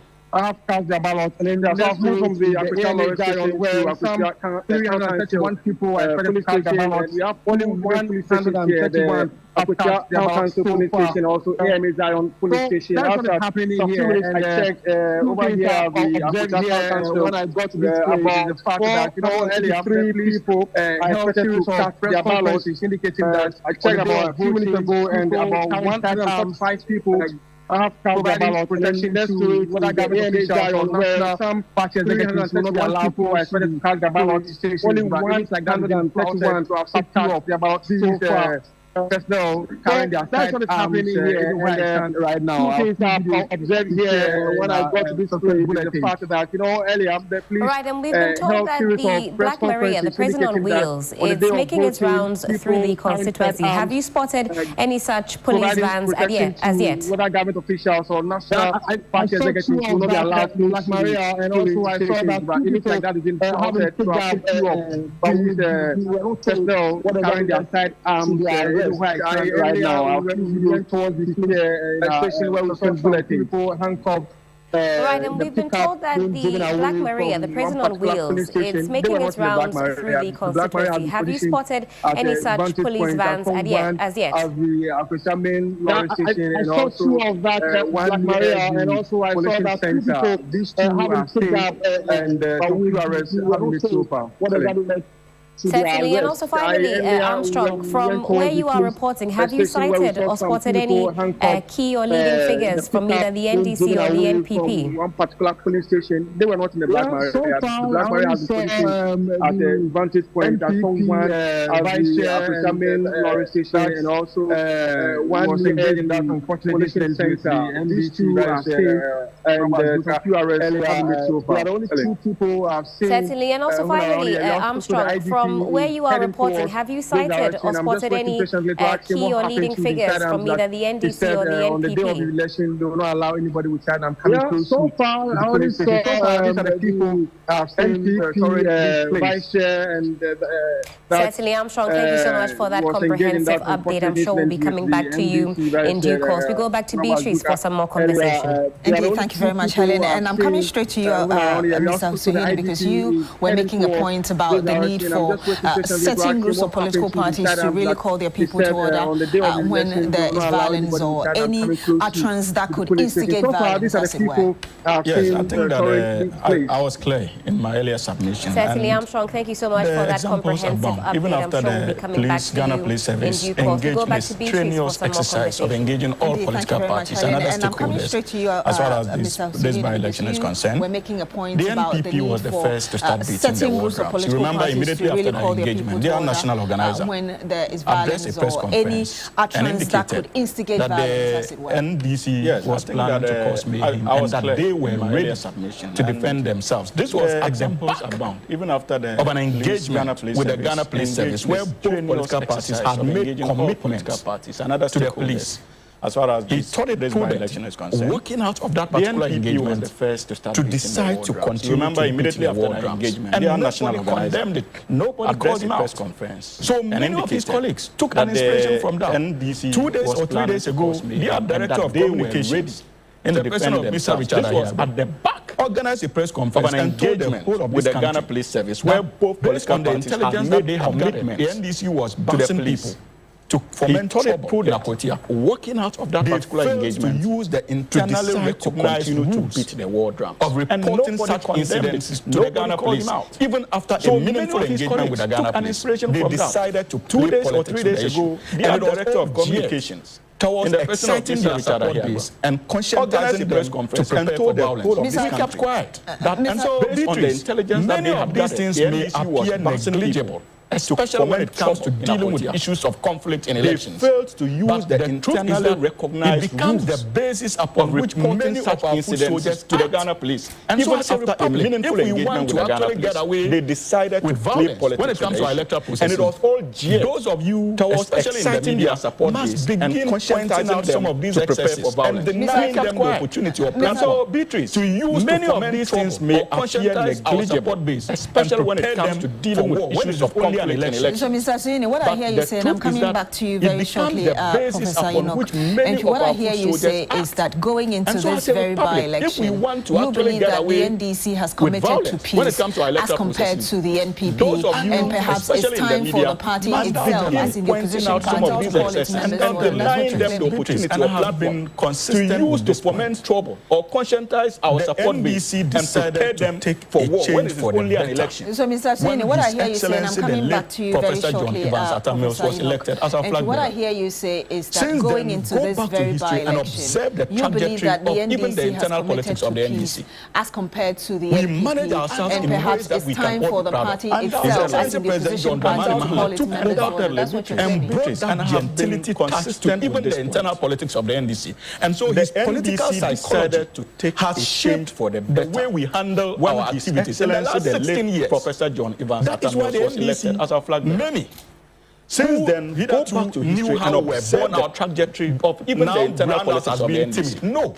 It is because we manage change of leadership. There is a certain set of leadership. His Excellency President John Dramani Mahama took over beautifully. And you saw what they did to us in West, even the internal politics of the NDC. And so his political psychology has shaped the way we handle our activities. In the last 16 years, better then and now. That is why the NDC, His Excellency President John Dramani Mahama. So there's a marked departure new how we were born activities of the NDC. Now brand us as being timid. I think that the country must begin calling them out. And in this election, set of leadership, our party and so far we have discharged ourselves beautifully. And you saw what they did to us in West Wago for peace, and they could have reacted in an equal manner, but we decided to manifest themselves in an equal manner. And I'll come back to you, Mr. Sweeney. I'm coming back to you, Professor Nchi. You were making a point earlier. His Excellency President John Dramani. Yes. So there's a marked departure. Please, I want you to learn. Comes to the activities of the NDC and that of the NPP. Yes, and I think that the country must begin calling them out. And in this election, you have seen our party officials. I'm not impressed with what is going on. Imagine me fighting in public and my daughter or son will see me doing this. In the name of politics. To manifest themselves in an equal manner. And I'll come back to you, Mr. Sweeney. I'm coming back to you, Professor politics has become a POS running our lives in such a way that we can't even discern the truth from the lies and then the right from the wrong. But wrong is wrong no matter who is leading it or who is behind it. That's the law of categorical imperative. I'm not impressed. A couple of things I need to address. One, the Peace Council was late in going to Akwatia. My daughter or son will see me. They should have gone there earlier. See, public education is a pivotal part of democracy. But the Peace Council issued a statement earlier before going to Akwatia. Yes, but they could have gone there to publicly, go to the churches and the mosques, as Sheikh had been in the program with me before. Wrong is wrong, no matter go there to the mosques and the churches and then talk to the people that this coming elections we want peace. You don't wait till the last minute before you go there and try to tag the people that we need peace. Because already, you see, what politicians do all over the world is that public education, there are people who are really good at convincing people at the grassroots. The Peace Council issued a statement persuasion, earlier. They have persuasion skills. And people talk about, yes, but they could have gone there to publicly, go to the churches and the mosques, that people who are politicians, politicians have go there to the mosques and the churches and then talk to the people that this coming elections we want politics peace. Is you don't wait till the last minute before you go there and try to sag the people. So NDC had the philosophy and people had the philosophy. If you convince the person will vote for you. And it has shown in Akwatia that the people, the good people of Akwatia, are very discerning when they come to voting because it has been a people talk about academia. I'll talk about 1992, 1996. We look for NDC won. People who are politicians. Politicians won again. Even this current election, the 2024 people was being contested at Akwatia. And politics is two sides of persuasion. So you can tell philosophies. It's a swing constituency. It goes to NDC, then it goes to NPP. That means that they decide who they want. And remember that there were times that the people, the good indigenous have won. Are very discerning when it comes to voting because it has been a swing constituency. 1992, 1996, Nations. I'm from Koforia. Eastern region is like that. Won again. Even this current election, the 2024, was being contested at Koforia. Everywhere we are together. So you can tell that it's a swing constituency. It goes to NDC, then it goes to NPP. That means that they decide who they want. I remember that there were times that I talk about. We should be people from northern indigenous have won. In going to these areas and speaking to them before the election starts. Because once the politicians begin to go there with their boys like the United Nations, I'm from Koforia. It is difficult for you to talk about region is like that. But the person is already charged. If the person is not in their sound mind, there's no way you can talk peace to them. We are together. Now, so coming back, let's also you talk cannot be about tribalistic when you come from Eastern region because you have what happened, the violence and have we staying together in one place. So the violence that I talk about, we should be careful. I don't want to talk about what I've done for our democracy. These areas and speaking to them before the election starts. Because once the politicians begin to go there with their voice and they charge the atmosphere, it is difficult for you to talk about peace. And then the person is already charged. If the person is not in their sound mind, there's no way you can talk peace to them. So now coming back, let's also talk about the Abdulkuma North, what happened, the violence. Have we learned something to this? This is we've not learned anything. I don't want to talk about. Yes, I don't want to talk about what I've done. For instance, we saw criticism of the police that the police stood by as people misbehaved and there was violence eventually. Going into Akwatia, we've seen the police say that they are deploying about 5,500 men. We saw them go to a community a bit far from Akwatia. Akwatia to train. So let me explain, Beatrice. If we have men, we wouldn't have 5,000 people. We don't seem to listen to this. What is the population? So 52,000 and then you have 5,000 police officers at just one by-election. The result is not going to do anything in Parliament because NDC already have the 2/3 majority. So it's not going to change any dynamics in Parliament. And I'll talk about, we are not just looking for somebody to replace another person in Parliament. The competencies, the other thing that we should be looking for. The reason why I'm saying we have men wouldn't have had 5,000 people at if you look at, I talk about Atiwa and all the other by-elections, you see some pockets of violence.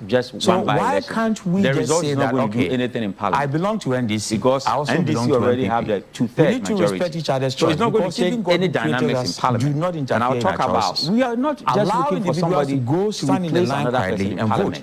The competencies, the other thing that we should be looking for. The reason why I'm saying we have not learned Europe is that in North America, there's no police officer. I talk about Atiwa. Your wife can be an NDC and the man can be an MP. And so what? It's their choice. So why can't we just say that, okay, we don't need police, I belong to NDC. I also belong to NPP. We are not learning. We need to respect each other's choice because even God who created us do not interfere in our choices. Allow individuals to go stand in the line quietly and vote. You don't even need the police service. Elections. This year is going to be sweet. I don't just feel it, I know it, because the Luckiest Season 3 is back. And I'm about to show you how to grab your golden ticket. Just dial *712# and follow the prompts to purchase your ticket. Or go to theluckiestafrica.com, hit community tickets, and pick your lucky number. Or let the system do its magic. Choose how much you want to spend from 1 to 5,000 Ghana cedis. You can even buy a ticket for someone else. Be someone's hero. Payment? Easy. Mobile money in Ghana or card if you're international. One ticket can turn 1 CD into 500 times more. That's maths we love. Or your community could win 10 times more. So let's get lucky together because luck is everywhere. Play responsibly. Not for persons under 18 years. This promotion is regulated by the NLA on the Caritas platform.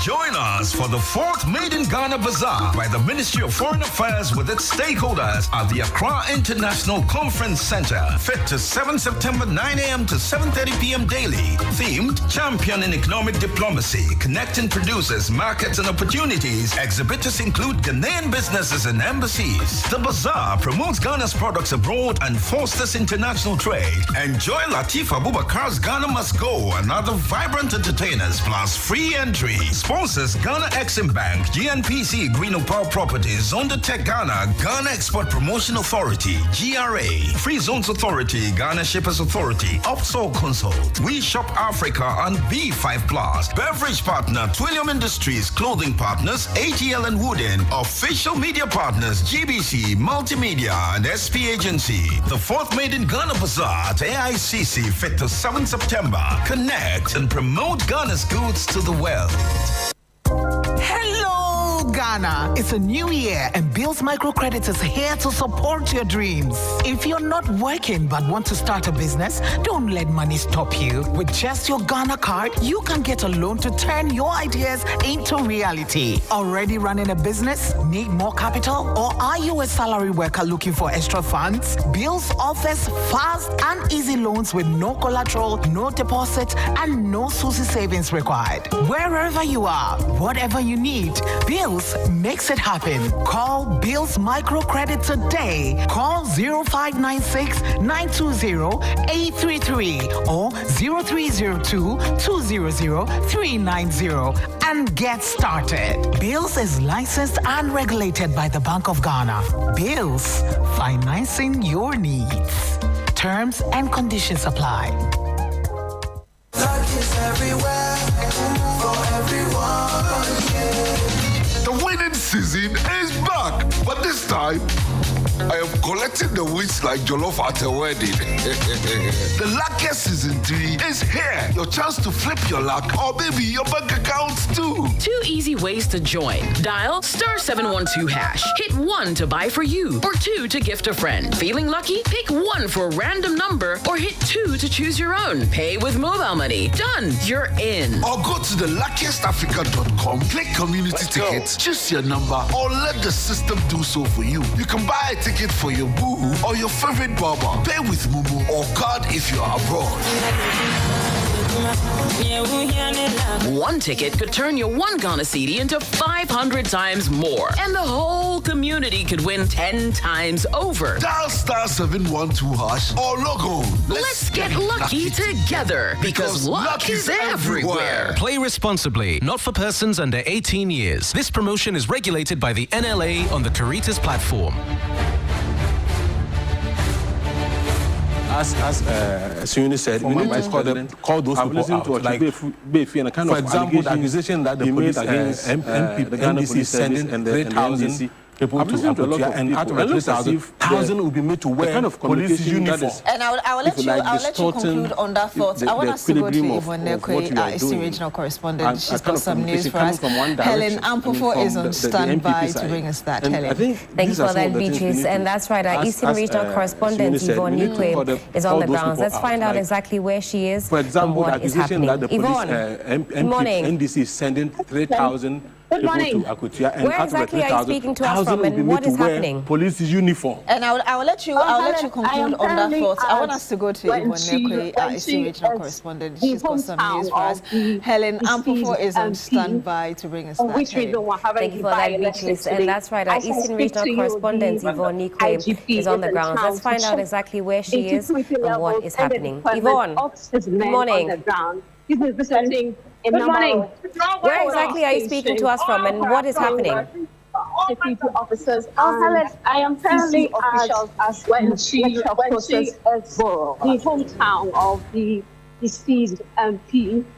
For which reason we're having the by-election today. Right, Yvonne, thank you for that. The IGP is in town visiting the polling station, trying to interact with men on the ground. He's been visiting a number of polling stations, interacting with security officers and all right, Yvonne, and you say the IGP has been crisscrossing across the various polling stations. We'd like to take a listen, though, to what he's been saying so far. To the people, right, Yvonne, thank you for that. All the political parties, and you did. And you didn't stay in Accra, but you have also come to the ground. You were there, you had meetings with them again on the ground over here, and today you are on the ground. I'm so surprised seeing you. And this is one of the wonderful... All right, Yvonne, and you said the IGP has been crisscrossing across the various polling stations. We'd like to take a listen, though, to what he's been saying so far. And when we went together, I think from here, all the political parties, and you stay in Accra, themselves. You have also come to the ground. You were there, you had meetings with them again on the ground over here, and today you are on the ground. I'm so surprised to see you. And this is one of the wonderful, the day is still your terms that this is as we start. I think we will continue to work. And when we work together, I think from here, I'm sure people are comporting themselves. And then the officials are also working with that edit here. And then the police are also giving the protection they have to give. The day is still your only police. You know that just as we start to go through the process like that to the end. At the end of the day, IGP then speaking, IGP talking about the numbers of police personnel here likely to intimidate them. It's not intimidating, it's for peace. So far. The presence of police is for peace. The various polling centers. A lot of police presence across these polling centers. And there was a question posed to the IGP concerning intimidation. Do you think that intel that some of the residents, some of the constituents might be feeling intimidated by this increased increased number of police in their vicinity. The number of police personnel deployed to Akwatia for this by-election. He says that it's been peaceful so far. Yvonne, you've also been crisscrossing the various polling centers.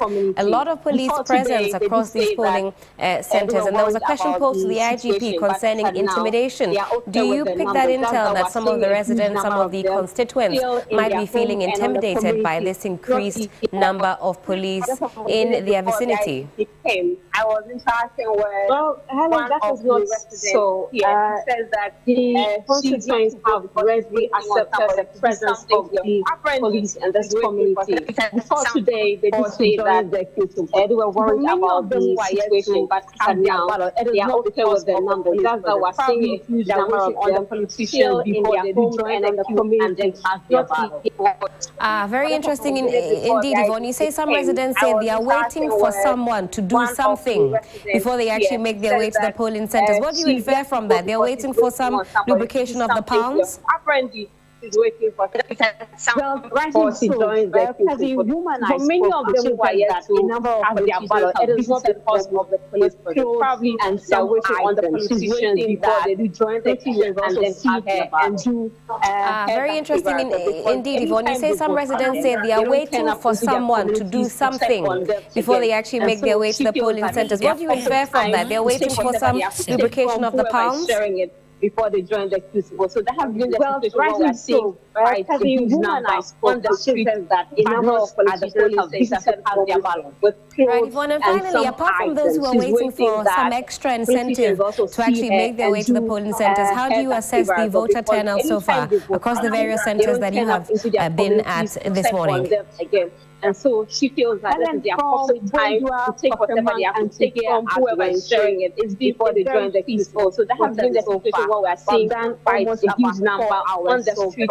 But not at the polling center to have their ballot enter the Right, Yvonne, and finally, apart from those who are waiting for some extra incentive to actually make their way to the polling centers, how do you assess the voter turnout so far across the various centers that you have been at this morning? A peaceful process so far, huge police presence and visibility. We're hoping that as the hours go by, a very peaceful process so far. We've done almost about 4 hours so far, and we're seeing quite a number of people enter the polling stations. We're not seeing that few as long as we see them in December elections or general elections elections, or the polling is the only time. Otherwise, doing a peaceful process so far, huge police presence and visibility. Yvonne, thank you so much for that update. Of course, in due course, we will be speaking with you for some further updates. And that is Yvonne Ikwea, Eastern Regional Correspondent. But let's also take a listen to what Joseph Yamin of the NDC had to say about voter turnouts as well as security in the Akwatia constituency. What is worrying is the turnout. We could see more observers. Yvonne, thank you so much for that update. Of course, in due course, we will be speaking with you for some further updates. And that is Yvonne Ikwea, Eastern Regional Correspondent. But let's also take a listen to what Joseph Yamin of the NDC had to say about voter turnouts as well as security in the Akwatia constituency. The turnout is low, especially when the MPP process in selecting who their candidate wasn't transparent. A number of persons wanted to contest.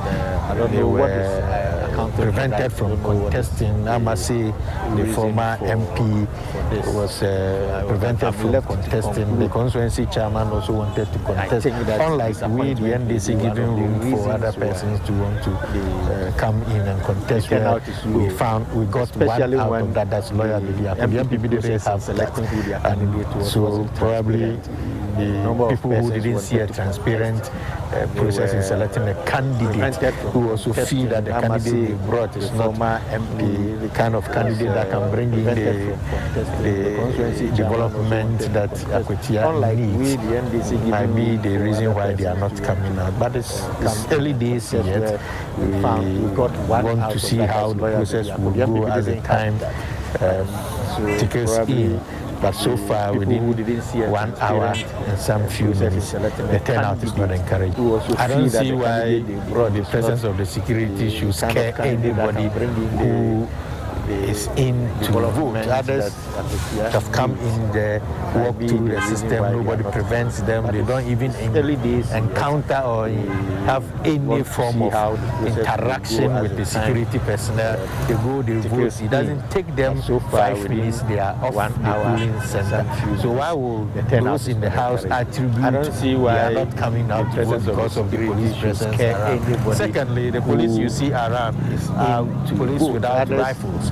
The only time you see what you are scared is when somebody is holding them. You don't even see people who are just counter or to ensure that there's orderliness, there's interaction with process that will give us it doesn't take them 5 minutes off the polling center. So all right, and let's now also take a listen to the national organizer of the NPP, Henry Akwatia, also speaking on similar matters. Secondly, the police you see around police without rifles. So far, the only time you see turnout is when somebody is holding relatively low. People who are just here to ensure that this is a very strong feature of any by-election, characteristic of any by-election there.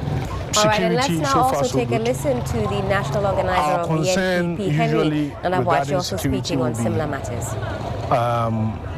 During the counting, so far, and then so good. The coalition turnout, that is where usually we relatively low challenges. So far, the security we are okay with it. A very strong as you can see, there's heavy deployment of any by-election, police personnel here, by-election there. And this is good. Security but so far so good. Usually after voting, during the counting process, and then during the coalition process, that is where we've witnessed some of these unfortunate issues. And then I will just reiterate that is where usually we have. They must beef up security around this period, especially getting closer to the end of heavy deployment of during counting and then police during coalition. And that is where we expect that they would usually also deliver. After voting, I mean, the IGP has said that this is going to be one of the most peaceful by-elections. That is where we witnessed we are some going of to these hold him to issues. Those I will just reiterate that. Thank you very much. They must beef up security around this period. So good, especially getting closer to the end of polls, relatively low during counting, and then during coalition. I mean, that is where we will expect a very strong feature deliver. I mean, the IGP has said that this is going to be one of the most peaceful characteristic of any by-election there. And we are going to usually hold but I'm using your. Thank you very much. All right, and let's also take you to the Takrasi SDA Basic School. Christian Yali is our man on the beat. Relatively low. I mean, this is a very strong feature all right, of any by-election. At the Takrasi SDA Basic School, where we expect about some 674 valid voters to show up here to cast their ballot. As of now, per the information I have from the presiding officer, Samuel Obeng, we have some 200 plus out of the 674 who have showed up right now to come to cast their ballot as part of this by-election. He tells a story basically about how impressive the turnout has been so far since this process started as of around 7 a.m. today. But he mentions something, for instance, that even during the main election, they did not see all of the voters show up to come to vote. And so they wouldn't expect all of the 674 to come showed up right now. He is optimistic that about some 400 plus should be able to come by the time post close. But I have with me Benjamin Banobio, who is the director of Electoral Services so far at the Electoral Commission. You are live on TV3 Ghana 7 a.m. today, but so he mentions you've been something, for instance, a number of these even during the main election, they did not see all of the voters show up to come to vote, and so they wouldn't expect all the 674 to come yet. He is optimistic that about some 400 plus should be able to come by the time post close. But I have with me Benjamin Banobio, who is the director of Electoral Services at the Electoral Commission. You are live on TV3 Ghana. so far, I know you've been touring a number of these polling stations. You've been here taking briefs of all that have been happening. What is the update that you have so far? Almost all across, we've witnessed very serene and calm process, security very tight and all of that. On your side, we know that usually when it gets to the final collation that you get to see a lot of these issues springing up and even the pocket of violence and the rest. What are the measures that you have put in place from your outfit as the EC? Thank you very much. We'll be able to chalk a higher voter turnout. Before this election, we intensify publicity. I mean, so far, almost all across, we have witnessed very serene and calm process, security very tight and all of that. On your side, we know that usually when it gets to the final collation that you get to see a lot of these issues springing up and even the pocket of violence and the rest. What are the measures that you have put in place from your outfit as the EC? We have engaged the political parties at all levels, and so they are taking part in this election. We intensify publicity and public during printing, they were with us. When they brought them here, they have been with us. During packaging, they were with us. When we were distributing, they were with us. And at the polling stations, they are with us. And we are all going through to ensure that. So it's hopeful that we all go through and ensure that the right thing is done. This time round, we have the tablet. So at the close of pool, when they have signed all the pin sheets by the presiders and the agents, in this election, give copies to the agents as usual. We place a copy at the polling station as usual. Then we scan packaging. They were with us when we were distributing. They were with tablet, and at the polling station to a dedicated portal, so that it will serve as a backup for the commission. But we will still submit the hard copy to the return of the coalition. This time round, we have the tablet. So I can assure you that the security, when they have signed all the pin sheets, and we can all attest to that, they are put in place such measures that I don't think anybody will paste a copy at the polling station as usual. Then we scan. But what we have also seen is that almost all the top hierarchy of the political parties have gathered in Akwatia to witness this. In one way or the other, there are some who have even said that if their parties do not win, they would resign as MPs and all of that. How do you see their presence here in any way influencing how the turnout should be? I don't think anybody. We are all Ghanaians. This is a by-election for Akwatia. But what we have also seen is that almost all the top hierarchy of the political parties have gathered in Akwatia to witness this. In one way or the other, there are some who have even said that if their parties do not win, they would resign as MPs and all of that. How do you see their presence here in any way influencing how the turnout should be? So far, you say that the turnout has been impressive wherever you've been to. Yeah, for now, as I indicated, this is a by-election around 11 o'clock, and so any peace-loving to go beyond 20%. Any peace-loving leader of a political party can come here. We'll still come back to you. We'll still come back to you for some more conversation as it unfolds. But this has been Benjamin Banobio, who is the Director of Electoral Services, Electoral Commission. Thank you so much. So that is the update you have there. So far, you say that the turnout has been impressive wherever you've been. Turnout so far concerning the by-election in Akwatia. Where we are right now is the SDA Basic School. What we also know, the understanding that we have is that very soon the parliamentary candidate for the National Democratic Congress, more conversation as it unfolds. But this has been Benjamin Banobio, who is the Director of Electoral Services, Electoral Commission. Thank you so much. So that is the update you have there. So far, very good, impressive turnout so far concerning the by-election in Akwatia. Where we are right now is the SDA Basic School. What we also know, the understanding that we have is that very soon the parliamentary candidate for the National Democratic Congress, the police and the security would visit in that to ensure that one of the centers, we are keeping tabs on that very one, and as and when he shows up, you know, have some difficulty in one way or the other, him to bring you all the update. I am Chris Chenyale, back to you in studio. The direction is very clear. The process is ongoing here at the SDA Basic School. Very serene, very calm in that order. That is the update when there is someone among them like a pregnant woman who needs to be, whose process needs to be fast-tracked. Like the police and the security assist in that to ensure that such persons who are pregnant or are ill or, you know, have some difficulty in one way or the other are ably assisted quickly. But once you get here, the direction is very clear. Once you need any assistance, you're given that assistance and you're able to proceed to go to cast your ballot. And so that is the update so far from Takoradi SDA Basic school. There are other centers like the Methodist Center. We have the SHS Center as well, and even the Deba grounds, and even the funeral grounds, which areas that we're going to visit very shortly. You can take over from the studios. We're hoping that we won't see. Thank you so much for that. Christian Yali speaking to us from the Takrasi Basic School where voting is underway. We also know that the IGP, Christian Tete, who has finished his tour of the various polling centers. Let's take a listen to his interaction with the members of the press. Many other elections ended with some skirmishes, but I assure you that this one, we've got on our side. And then the preparations and the training, the men went to Huhunya and trained very well. So as we say, they are ready to decide their duties without any fear or favor.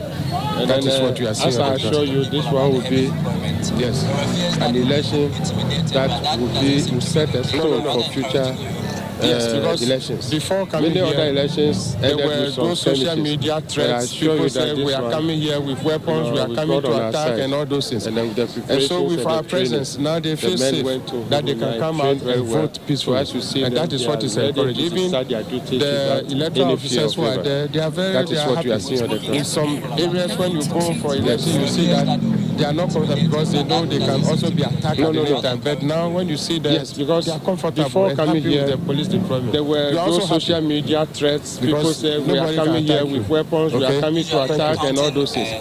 And so with our presence, now they feel safe that they can come out and vote peacefully. And that is what is encouraged. Even the electoral officers who are there, they are happy. In some areas when you go for election, you see that they are not comfortable because they know they can also be attacked at any time. But now when you see them, they are comfortable and happy with the police deployment. You are also happy. Thank you very much. Because nobody can attack you. Okay? Thank you. All right, and that was the IGP there speaking. He says, violence is a thing of the past. The focus now is on Akwatia. Beatrice, we come back to you and your panel. Indeed, the IGP sounding all confident. I think he believes or he knows what work is done on the ground. And I trust that his men will execute the plan to ensure that we don't repeat the violence we've seen in previous by-elections. Let me acknowledge the presence as well. All right, and that was the IGP there speaking. Professor Sapon, he's a senior researcher with the Kumasi Technical University. Prof, it's great to have you. Back to you. You're just joining us, so let me get your thoughts on that latest statement coming from the IGP that he believes this is going to be peaceful. Ablikuma not should be a thing of the past. I trust that his men will execute and I agree with him 100%. We don't repeat the violence we've seen in previous by-elections. Let me acknowledge the presence as well of if we keep referring to that, and the police would want to be made to remember, compare and contrast while they are currently facing a task. So let me get your thoughts on that latest statement coming from the IGP that he believes they should focus on Akwatia, and we agree so far it's been quite good. We want to believe that when it gets to the peak, where polls begin to close and counting begins, sorting and counting commences, where people seeing the heap of the other. For example, if a police station sees that one side is going up and currently facing a task, try to destroy the exercise. That's where we need the police very much. But in Ablikuma, even somewhere by this time, you remember, we had heard that when the chaos has erupted. And so Akwatia is relatively better. So far, we would commend the police not to let them lose their guard, but to continue to remain focused so that at least for once, we would end the day without any issues to discuss, any bad issues to discuss, but the good ones. Let me find out from you as well what you make of Nana Boache, his comments. There seems to have been a shift, even in terms of his tonation. The fact that he commended the IGP, seemed to have been impressed with the security so far. Does it give you information that maybe something has been learnt in the last few days so now? Well, it's usual of politicians when they are in opposition to start thinking that the system is going to work against them, including the police. Sometimes you don't trust anybody, including the police. It has happened to the NDC opposition. It is now happening to the MPP opposition. But then, this is the day, and you have witnessed how police have so far acted and controlled situations that came up. Well, it's usual as human as politicians, we have to admit that his suspicions and earlier mistrust of the professionalism of the police has been so far proven to be wrong. So it was in order that we would commend the police, as we all are doing. We just want to hope that they would keep to what is happening till everything is closed in Akwatia and declaration is done and everybody goes home. That's peaceful. We do not want to have an instance where at least we have to admit that even one person will get injured or any chaotic situation will characterize so far how professional the police has been. It was in order that he would and when we come back, I'll get a thought as well of Mr. Buckman. Okay, so let me get your thought. You were on the floor before we went on the ground to bring us the latest from there. You were making some points earlier, and then you could add your own understanding of what the IGP is saying, and indeed Henry Nanabuachi as well of the MPP. Yeah, I mean, this IGP is an operations man, so I'm not surprised that he's on the ground and being able when to we come back, I'll get a thought as well of Mr. Buckman. Okay, so let me get your thought. You were on the floor before we went on the ground to bring us the latest from there. You were making some points earlier, and then you could add your own understanding of what the IGP is saying. We have to have and indeed 5,500 boots Henry Nanabuachi on the ground to be able to have a peaceful election in a constituency like what we are having now. Then our democracy is sick. He's on the ground, and yes, then our democracy is sick, and we need to give special attention to our democracy in respect of our elections. So you would not even commend the IGP and the police for deploying men? You think that if our democracy was strong enough, we shouldn't see this, like Professor Inokenchi said earlier? You need to look at the cost of having the 5,500 policemen in Akwatia. So, what about the general elections? Can every constituency get 5,000? Can every constituency get over 5,000 men? I want you to hold on.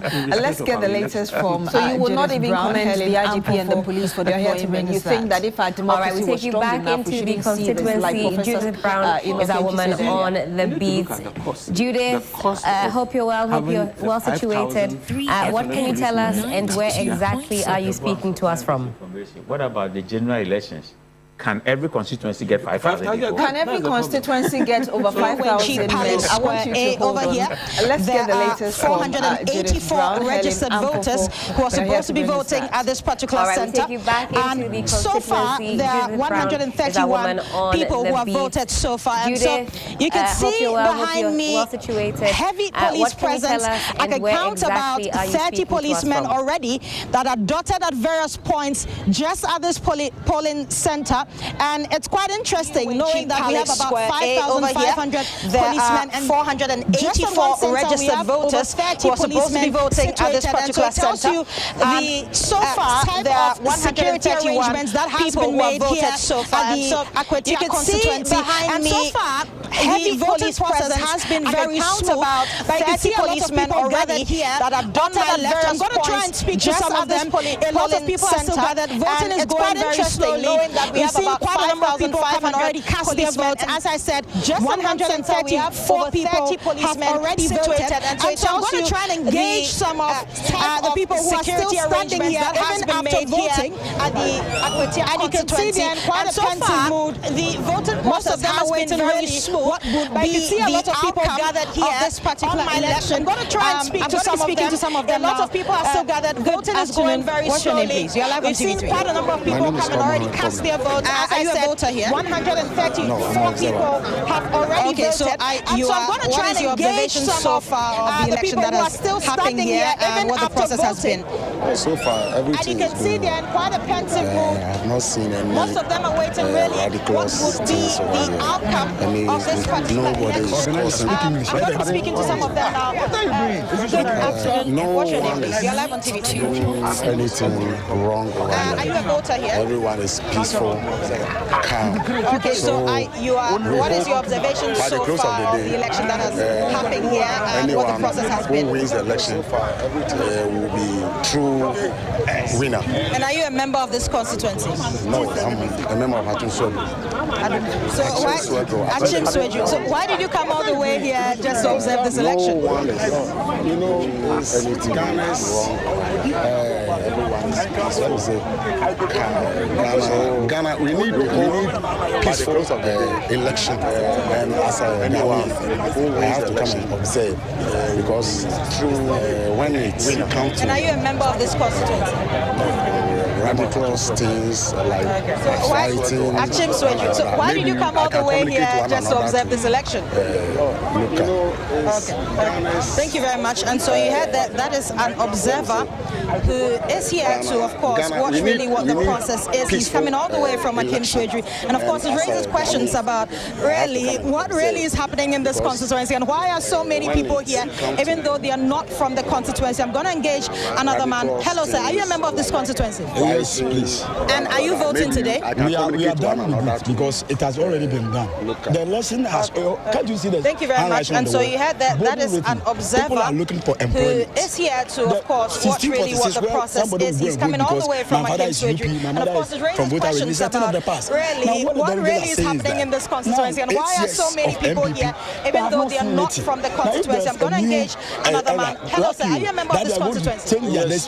And are you voting today? We are done with it. Can go to Parliament, and after Parliament, he can go and speak with the President of the day. Now, they are looking for a clean job. Now, look at what is going on. 8 consecutive years. Look at the number of what they call it from voter registration of the past. So what they are saying is that now, Chief of Staff has spoken with the entire constituency that this is their right for them to come and then tell the whole world that they want development. We have given them the assurance. Come 2028, if the road is not done, after Parliament, can go and speak with the President. We are going to do it so that they are looking for. We are winning. Come 7 o'clock, and from there, the MP, look at the lawyer, will be here for 20 consecutive years because he is come to make action. So what they are saying is that now, where Wenti here is no exception. Look at Wenti, that entire constituency. This is their right for them to come and then tell the whole world that they want development. The party that's been the NDC has won also 4 times and the MPP 5 times. It means that this constituency is more of a swing constituency, and so they've given both the NDC and the MPP an equal opportunity to govern or to be MPs in this constituency.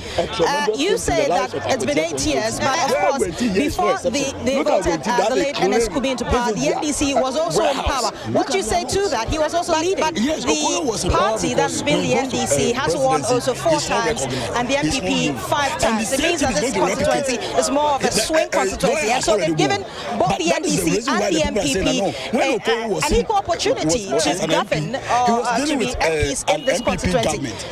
You say that it's been 8 years, but of course, before they voted the late Ernest Kumi into power, the NDC was also in power. What do you say to that? He was also leading. Yes, in order to stop our issue that has happened before, then they have to get to the lawyer. Lawyer can have the DC. We have the DC here, who is an NDC. Lawyer being an NDC, and then President Mahama be the president of the day. The reason why they say and then they will laugh at the right side of the line. Let me give you an example. He was dealing with this place to MPP. I just saw when he go to Parliament properly, I couldn't. I entered somebody's house, so I was able to. I mean, he's going to how can a place that when the order is given the wrong road? So I don't know a better amount. And look at that road. They don't. Then they have to get the lawyer. Lawyer can have the DC. We have the DC. Two solid NDC. But the blame you are putting, that's what I keep saying. Ernest Kumi was in power for just a few months before his demise, and before him was a member of parliament from the NDC. So how do you put the blame on them? I entered somebody's house. Okoye was able to there. I mean, present this issue. How can they have to go to central government? Is that not? Yes. And according to them, when that opportunity is given to Okoye will come and buzz out. Unfortunately, we have the blame you are putting. That's what I keep saying. Ernest Kumi was in power for just a few months before his demise, and before him was a member of parliament. We might need to send him over to the Presby Church polling station where Eric Mauna Egbeta is standing by, and the tensions rising there. Mauna, if you can hear us, what exactly is happening where it is that you are standing? And according to them, when that opportunity is given to Okoye will come and buzz out. Judith, unfortunately, we have to cut through. All right, we'll attempt to reconnect with my colleague there, Mauna Egbeta. He tells us he's at the Presby Church polling station. Let's take a listen to exactly what's happening. Over to the Presby Church polling station where Eric Mauna Egbeta is standing by, and their tensions rising there. Mauna, if you can hear us, what exactly is happening where it is that you are standing? As well here. We've seen the Member of Parliament, Ochubefi, as well here. Their presence, from what I understand from one of the polling station presiding officers at the polling station, is that they just came round and tensions kind of escalated. There's no other member of the opposition in terms of top brass really around, but just their presence of fact is that there's about reinforcement on the part of the police, which we're seeing. I've seen the national organizer as well here, and we're seeing the member of Parliament, Ochubefi, as well here. Conversations their presence, from what I understand from the police are asking the polling station presiding officers at the polling station, from the polling station, so that tensions will be calm. Tensions kind of escalated. There's no other member of the opposition which were here in terms of top brass really around, but just their presence and the rest of the guys, the police reinforcement on the part of the police, which was seen. We're seeing of the situation and all of that. A number of individuals, and then we're seeing amongst many other conversations about persons being dispersed as the police are asking that they move. Since then, the police has been in charge from the polling station, so that tensions will be calm. Just their presence here, about a lot of vehicles which were here, which was police reinforcement, which was seen here, Nanabi and the rest of the guys gather in quite some number, and you can see the nature of the situation and all of that. Here, they move out of the place amongst many other things. And that's what we virtue of their side. We're just being a bit careful in terms of speaking to persons who might want to overly exaggerate detail. That's why we resorted just quickly to the presiding officer who tells us that reinforcement, which was seen here, presence here, which has kind of gathered in quite some number, and we're seeing the police presence here, but no clear indication as to any physical, any disagreement or fight. What happened from your perspective? What can you tell them? To persons who might want to overly exaggerate detail. That's why we resorted just quickly to the presiding officer who tells us that look, it's just their presence here which has kind of spooked tensions a bit. You see those standing behind me, they came down from the vehicle, no clear indication and they came in pairs and tracks towards us as we were sitting on the tire. They stood behind us. All of a sudden we saw that they came in front of us. Then closely, you see where these guys are standing, all of them came in there. And the police saw that they were getting closer to the center. And so the only thing they have to do is to just ask them to move and retreat. When they got there, one guy was taking video, which I have not seen the person. You see those standing behind then they quickly asked, why are you taking video? Why are you chasing? All of us, I could see that they started beating the ball. And tracks as to why he was taking us. Sitting on the tire. That is unfair. They stood behind us. Here for peace. All of a sudden, we saw that they came in front of us. Everything was very calm. People came, vote and go back. The police were doing their duties very well. And the police saw that they were getting closer to the center. And you saw the NDCs coming in. These are some of MPP. If they want to reprisal, we cannot be able to stay here. When they got there, one guy was taking video. You are claiming it's NDC, but you've also seen the top executives of the MPP who have come here. I think I saw Nanabi was here, Ochubefi, who is a member of Parliament as well. And we saw them as well come here. What can you tell us about that? Because that's what drew attention here. There's been quite the police presence here. That is not what brought attention. The attention was brought because of those who came in with the convoy. No attention. It was as a result of their presence here. That's why you could see Nanabi and General Secretary also coming in, because there has a report to them as to what is really transpiring. And as a matter of leadership, they have to come in. And you saw them here because they have to calm situations down. As you can see now, they are no more around here. They retreat a bit in order to let the place calm down. They haven't caused anything. Their causes as a result of the attention was brought because of those who came attested to the fact that they are here because of this. One of them was as a result of their presence here. That's why I haven't heard that, but personally, not that they say. And from my own ears, I've heard it to them. Thank you very much. So that's the account of the individual who's here trying to explain to us why we've seen increased police presence. There's one faction that came in, and their executives as well, being the NPP as well, came in, and tensions escalated, and we're seeing the police presence as well here reinforced and dispersing the numbers. We're seeing a lot more of the police as well, seeking to, amongst many other things, enforce peace, which is what they've been seeking to do. So that's the account of the individual. And this is trying to explain to us why Pentecost Church increased police presence. Polling station where voting is still proceeding nonetheless because there's reinforced police presence, and that's allowing voting the police presence as well to continue. And that's what we're seeing. And the police, the numbers, has a situation under control that we can't say. We haven't seen fisticuffs or anything being thrown, but according to the account of this eyewitness who we've been speaking to, he explains what's been happening, reason why we've been seeing a lot more of the police presence.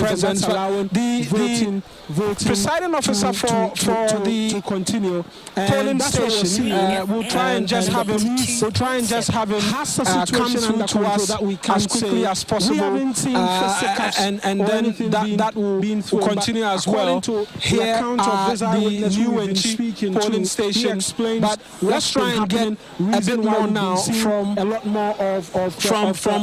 him. He says that he cannot speak to the camera at this point in time, but that's the situation as we have it. Polling station, we'll try and just have him come through to us.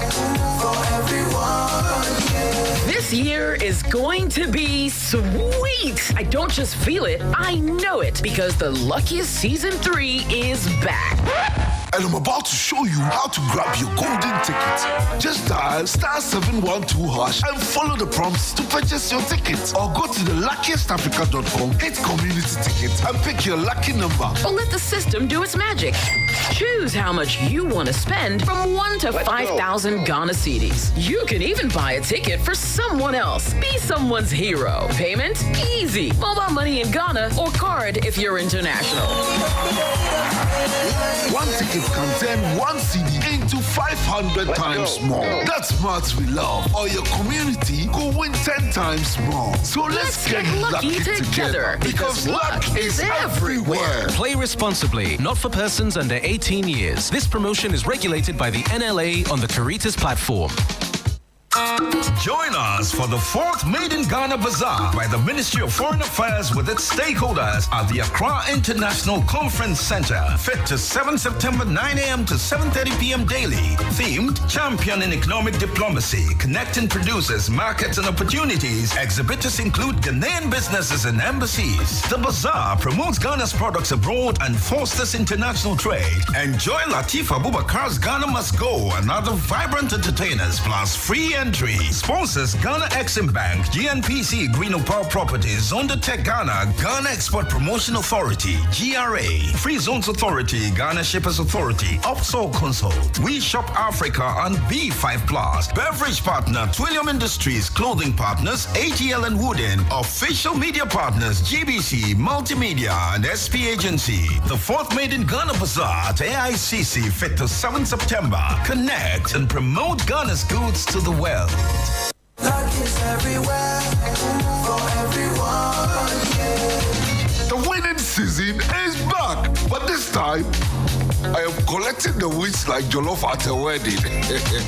The luckiest season 3 is here. Your chance to flip your luck, or maybe your bank account too. 2 easy ways to join. Dial *712#. Hit 1 to buy for you, or 2 to gift a friend. Feeling lucky? Pick 1 for a random number, or hit 2 to choose your own. Pay with mobile money. Done. You're in. Or go to the luckiestafrica.com, click community tickets, choose your number, or let the system do so for you. You can buy a ticket for your boo or your favorite barber. Pay with Momo or card if you are abroad.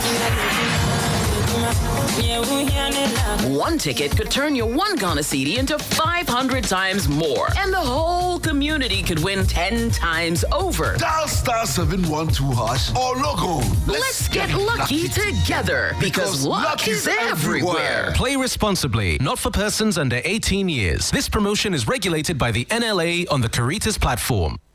Follow us on social media. Twitter at 3FM927. Facebook at 3FM927. And also on 3news.com. I want us to use our constitution and our laws to be able to deal with the issue of cost of elections in this country. Because it is eating away from development, physical development in our constituencies. So that is the problem. If it will cost that much just to have an election, and it will in a constituency that is highly because of the fact that it is not that lacks developmental projects. That's the kind of situation we have. But it's quite disturbing. So. Yes, the Constitutional Review Committee, one of the things I expect them to do is to use the Constitution and other laws because it is to be able to from development, solve the problem of in our constituencies. If it will how that elections have become expensive in this country and even the security of our elections. In the constituency, that is able to do that, I think it will go a long way. How is the Constitution Review Committee going to deal with that matter? And I'm asking that question because earlier when one of our colleagues, Yvonne Ekwe, was on, she talked about people expecting their palms to be greased. And so these Ghanaians themselves, that's it, or the people in the constituency seem to have gotten used to the candidates coming in to give them money because they feel that is the only chance to get what they need. After they voted for them, they don't see them anymore. How is the review committee going to deal with that? Laws, you see, most of our problems you have in this country can be solved with laws. And if you don't have strict laws that control our processes, we're going to continue to have the kind of elections we have. As I said, that's why I mentioned that it shouldn't take 5,500 police boots on the ground to have a peaceful election in a constituency. It shouldn't be the issue. You may end up having a peaceful election, but at what cost? That's the issue we need to be asking. If you can have it at a lower cost, I think that would be good for the country because then it means we can channel the resources to other areas in terms of providing the people with developmental projects. So, yes, the reason why I brought the Constitutional Review Committee in is that, you see, if you check, at the time that we are reviewing our Constitution, a lot of issues have happened. A lot of issues that border on our Constitution, border on our laws. So probably the timing is right. Let's see how we can use our Constitution to solve some of the problems that have come up since we started reviewing our Constitution so that we can solve most of our problems that are worrying this country. Professor Nchu, where do you stand on this? Too much monetization of our system, security-wise, and even development, which was a point you were making earlier, which we heard one of the people we spoke to also emphasize, roads and others in that constituency. Again, I refer back to the basis that the framers of democracy that we learn from, government by the people, for the people, it's not like giving money to delegates. It's rather delegates who notice wise individuals who are committed and care for their community and then look for them to lead them. If we don't learn democracy the right way, we'll continue to be poor because we are just looking for money. Well, the 20 cities, 50 cities, 100 cities that they will give to you, how many days will it take? A few hours, perhaps. People will tell you they want something that they will eat and die. But when you eat that 50 cities, 100 cities, you will not die. The next day, you'll be hungry again. But when we are all vying for the common good, which is the best roads, because Akwatia need development. They need roads. I've been to Akwatia many times. If you look at the roads in Akwatia, if you look at the water system, if you look at the electricity issues, there are many fundamental, even school system, the way their schools are. And if you talk about hospitals, they need these things. Let's look for the common good. And until we begin to do that, our democracy will suffer. I think that until we solve this fundamental social disorder called mistrust, we will continue to have elections, tensions, and then chaos. Why? Because it is a social disorder. The average Ghanaian do not trust anybody in what they do, that if I don't do A, then B will happen. We should begin to trust ourselves and trust the process. Trusting the process is very important. And they will talk about the law. Let the law work. And how do we make the law? We have to make fair laws so that everything will be in order. I want to respond to one of the speakers who spoke about the police presence. In fact, some people in the communities, in the villages, are afraid of police. When they see a police officer coming, it means they have done something wrong and the police is coming to catch them.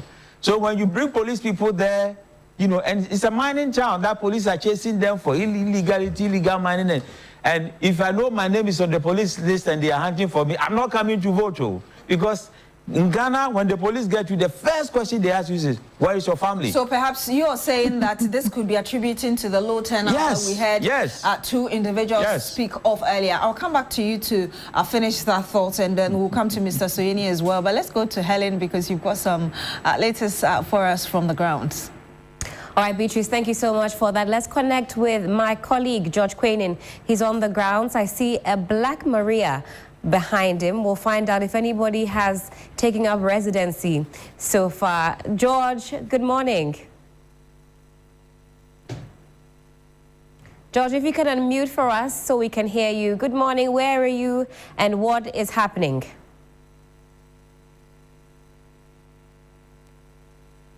All right. We'll re-attempt to connect with George Quainin, but there you see in short Black Maria. And we know it's the prison on wheels. It's been making its rounds in the constituency. When we have, we'll re-attempt to connect with George Quainin, but there you see in short Black Maria. And we know it's the prison on wheels. It's been making its rounds in the constituency. When we have more from George, we will reconnect. Beatrice, over to you. When we have more, we'll go back to George. But Professor Entry, you were on the floor before we went to Helen. Before I landed, so that my colleagues will come in. So the police presence deters other individuals from the villages. It's not often that you see a lot of police like that. And when you see massive police presence, it's really going to deter some people to come and vote. I'm also talking about this disorder that feeds into everything that we do, mistrust. We mistrust each other too much. And if that feeds into our politics, as it has done, it is not going to help us in the future. Then the politicians should be thinking about the next generation, not the next elections. If we talk about monetization, the money that we spend in elections alone, if you look at the cost, individuals, I launched a book last year about a grassroots democracy, and I talk about all these things, the cost of monetizing our democratic system. And it means that criminals and people with deviant behaviors will be getting into our parliament and big positions because they have money to spend. And the wise among us will not be able to do, because if you don't have money, it means you've been crippled. People will not listen to you because you don't have money. And some of these delegates should change their attitude of always, we want to be bought, we need money, we need money. Look, because if you get a right person, don't do anything for exactly their point, that when they vote for them, they don't hear from them. They don't pick even their cause. They will never hear from them until the next election. So when people vote for you, you are a true representative of the people, the voice, the mouthpiece of the people. Pick their phones, and that is why we need an office that is operational at the constituency.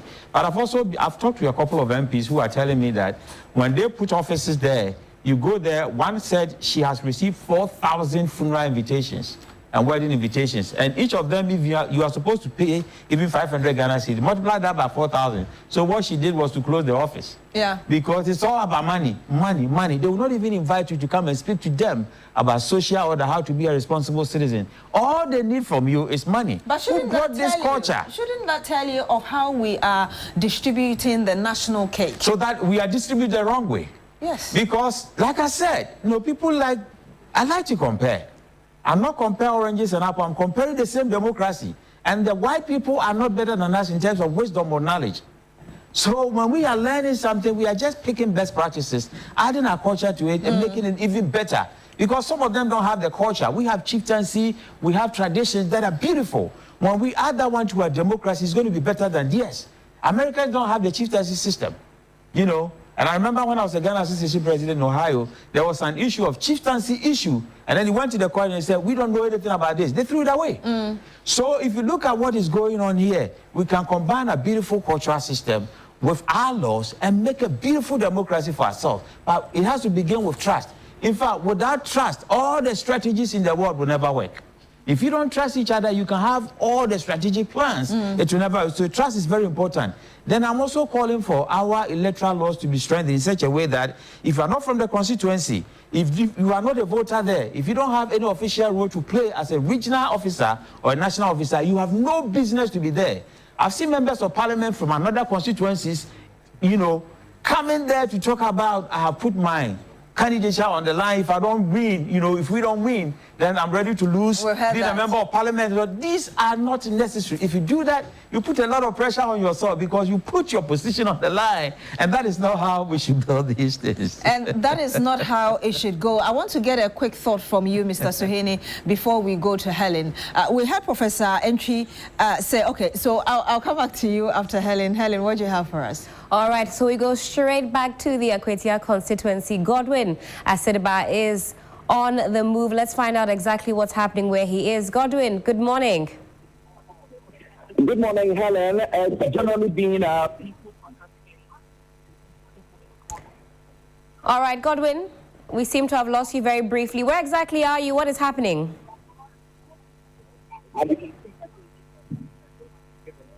All right, a few challenges there with the sound. Godwin, we can hear you. You were generally monitoring the process.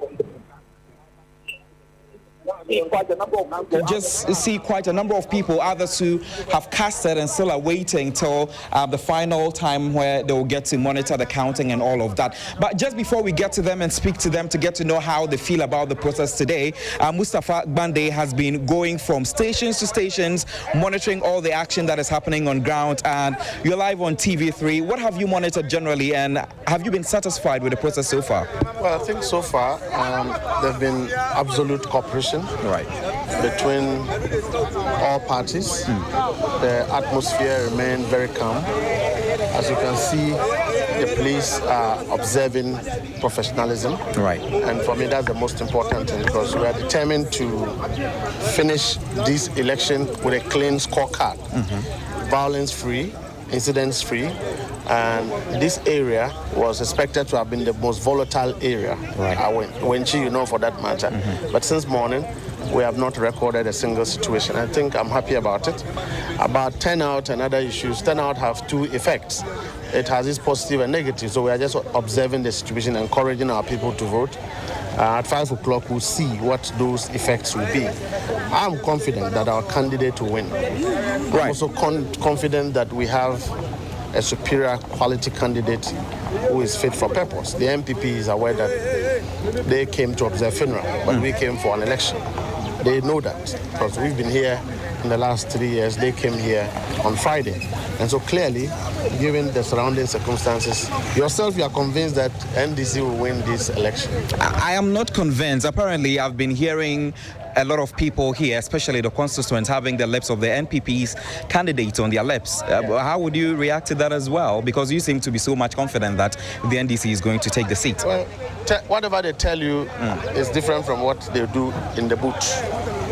And so, in the end... But how are you able to verify that, because you're not there with them? You only take an experienced politician to know when you are winning.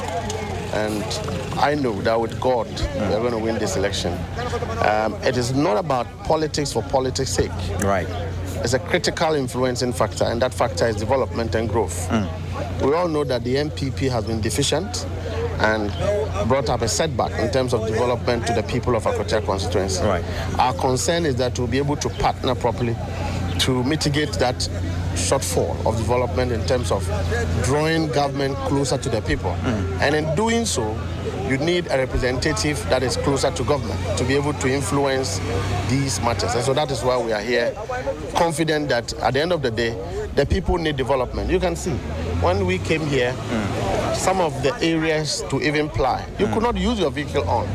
It's a national security matter which must be resolved. Clearly, you can see the commitment of government to ensure that at least the movement in and out of this area does not cause any accident. So they are sealing all the potholes. That clearly shows that government is committed, will be committed to changing the lives of the people. When it comes to getting access to basic social amenities, most of the constituents have been complaining about not having access to toilet facilities. Sometimes even water becomes a challenge.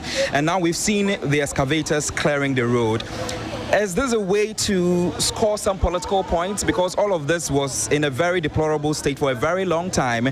But now the constituents are here to cast their vote, and then we are seeing an excavator clearing the roads. Is this a way to convince the constituents that you are able to do the job for them to vote for you? For election, this by-election, most of us who don't have been here.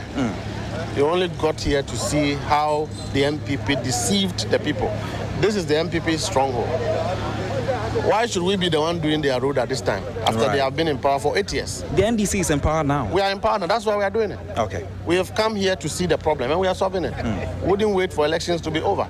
If we were in power for 8 years and this is happening, then you can hold us responsible. We just came into power.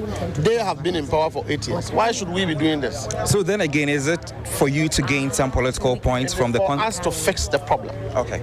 It's for us to identify and fix it. We are fixing the mess caused by the MPP. We are fixing the incompetence caused by the MPP. Right. We are fixing the deliberate fleecing of national purse that they have created. We are fixing that problem. That is why you see a machine working today, because if the MPP got votes here, let's assume that all the others don't matter. That vote should influence development in the area. Why should we be the ones doing their road at this time? We only got here to see that the number of vehicles plying the road through and out, if you don't do this thing, it may cause an accident. So therefore, government is fixing that problem so that by the time we finish election, we don't come back to discuss accidents and other things again. But aside this that is currently happening, what would you boldly say the NDC has been able to do for the people of Akwatia? Even yesterday, we commissioned the DVLA office, right? Right. That's a decentralized government. It's going to employ over 200 people. It's going to make people who need licensing and registering of their vehicles go into Accra. It's going to shorten that distance and save their cost. All right? Why didn't the MPP and President Akufo-Addo do this in the last 8 years? That is his backyard. President Akufo-Addo have benefited from these people and gave them nothing. The youth are unemployed. Now, we told them that even mining, when you present a miner, it's not a guarantee that he can help you. Right. Because government controls mining. It is government that can help the people to have access to small-scale mining. Okay. When it comes to cocoa, President Akufo-Addo have collapsed it. It is the government that can enable development to the people and make sure that you have access to the Feed Ghana program, which embodies all sectors to ensure that food security is guaranteed in this area.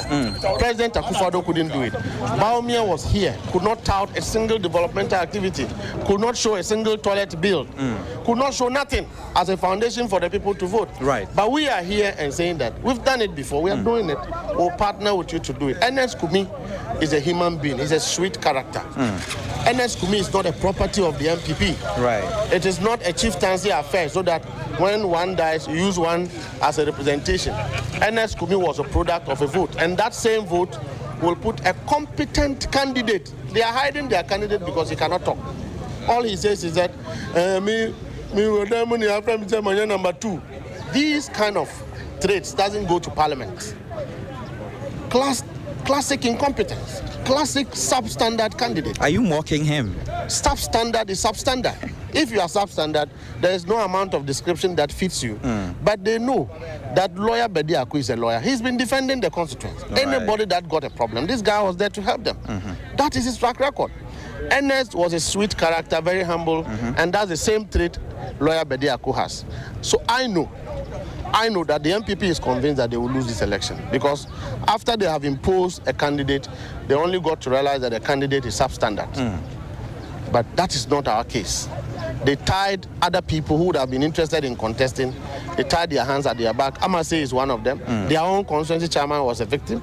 So how will you impose a candidate on a constituency as if it's chieftaincy affair, only to realize that the candidate is substandard? So lastly, before you go, if it doesn't go to the NDC's Bernard Bediako, how would you feel about all of that? Because you seem so confident. By all means, it will go.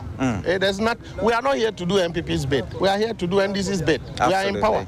We are here to ensure that the NDC win the seat, and we will win the seat. All right. Thank you so much. We have been speaking to Mustafa Gbande together with some of his cohorts who are here at the Osia Wo Deba Ground Polling Center. They've been moving from polling centers to polling centers, witnessing exactly what has been happening here. Just like I have rightly indicated, we have quite a number of individuals who are here as well. But we'll continue to engage more people as well to get to know how they are monitoring the exercise and how it is going so far, if they are comfortable about that as well. You're live on TV3. What's your general assessment so far? Not bad, not too good. Not bad in the sense that proud to this day, they were were a lot of issues with regards to tension, Akwatia, the MPP making noise, we will not, and all these kind of things. Right. So far, half of the hours of active voting is gone. We have just some 3 hours or so to close of polls. Right. And it's relatively calm in this area, so it's good. I mean, the security is enough to keep the process running. It's not good on the other side in regards to the voter turnout. So far, we can be confident to want to sum it up to 50% turnout, right? Which means that the people are not coming out. The people are not enthused enough to want to come and vote. Right. For instance, this current polling station that we find ourselves in, the background polling station has a registered number of 700 plus. And it is some 12 o'clock, and a little over 200 have cast their vote. You've also mentioned that there have been a mixed bag of reactions, making mention of the fact that there have been some challenges. What would you say is the main challenge that you saw? I mean, that you think would go in a long way to maybe not make the process go smoothly as it should be? Well, it's smooth in the sense of people coming out to vote. Absolutely. Okay. The process itself has been smooth and been transparent. I mean, everything going on well. Right. But the people are not coming out, and it means that there could be a lot of factors as a result of this. Number one, if you can see that work is ongoing on the road just leading to the Durban grounds, and this is one of the places where events of this enclave is done, and this has been one MPP's typical area. So if roads are being constructed now, it means that it's been neglected for some time around, and people may not want to do that. Again, they don't have faith in the MPP candidate. They may not want to. Right. Just a brief one before you go. I spoke to Mustafa Bande before coming to you, and I asked them if they had the excavators to clear the road because they wanted to gain some political points to convince the constituents for voting for the NDC. I mean, you are with the NDC. Do you think boldly the NDC had taken up the action to, cover up the holes on the road just to be able to convince the people to vote for them? So this was where we had the 1 week celebration of the late MP. Right. So we all used this road to the grounds. Right. Nanado used it, and we saw how bad it was. Okay. And so if there is the need to fix it, it won't be because we want to vote from them, but it is because we will definitely be coming here once again just after the election to have the final funeral rites. At that moment, we will be coming with the MP of the area. So if we have what it takes to fill them, we will do it. All right. Thank you so much for your time. I have been speaking to Joseph Yamin of the National Democratic Congress, and I've also been coming to you live from the Osiawo Durban ground here in where all the things are happening here in Akwatia. Generally, like I have mentioned, it's been a very calm mood. The people here who have casted their ballots are still awaiting to get to the counting point where they will get to know how the end results will be. You've already heard from the NDC who are saying that they are confident that they're going to win this particular seat. But subsequently, we'll get to speak to the opposition New Patriotic Party as well to get to know how they are going to be reacting to these claims from the NDC's Mustafa Bande and Yamin as well. My name is Godwin Asidiba, and I'll definitely see you soon. Over to you back in the studios, Helen and Beatrice. All right, Godwin Asidiba there in the constituency reporting to us from the grounds. Let's also now speak with George Quainin, and he is in Achimwenchi. He's got more for us. George, good afternoon. 3FM 92.7. Good afternoon. Good afternoon. Thanks for having me. Like you rightly mentioned, I'm coming to you live from the new Wenchi police station. And here there are two police stations, A and B. And so valid voters for A is 445 and B is 444. As at 11:59, 130 had voted at A, and 135 had voted at B. And so far, it's been relatively peaceful. So voting started on time here at 7 a.m. And, well, one impressive thing to note is the fact that you constantly see the IGP driving through the principal street with entourage, just to give some sort of impression to this constituents that they are, heavily protected. They can go about their normal activities before the close of the exercise, which is 5 p.m. But I've seen some, party delegations here. I just want to pick some few words from them, what they make of this very exercise when it started at 7 a.m. Good afternoon. Thanks for joining us on TV3. And so far, I'm sure you've visited some police stations. So what is your initial impression of the exercise? So far, the process has been smooth. Yes. We've gone to several police stations. Yeah. And updates we are getting from our agents that the process is very smooth.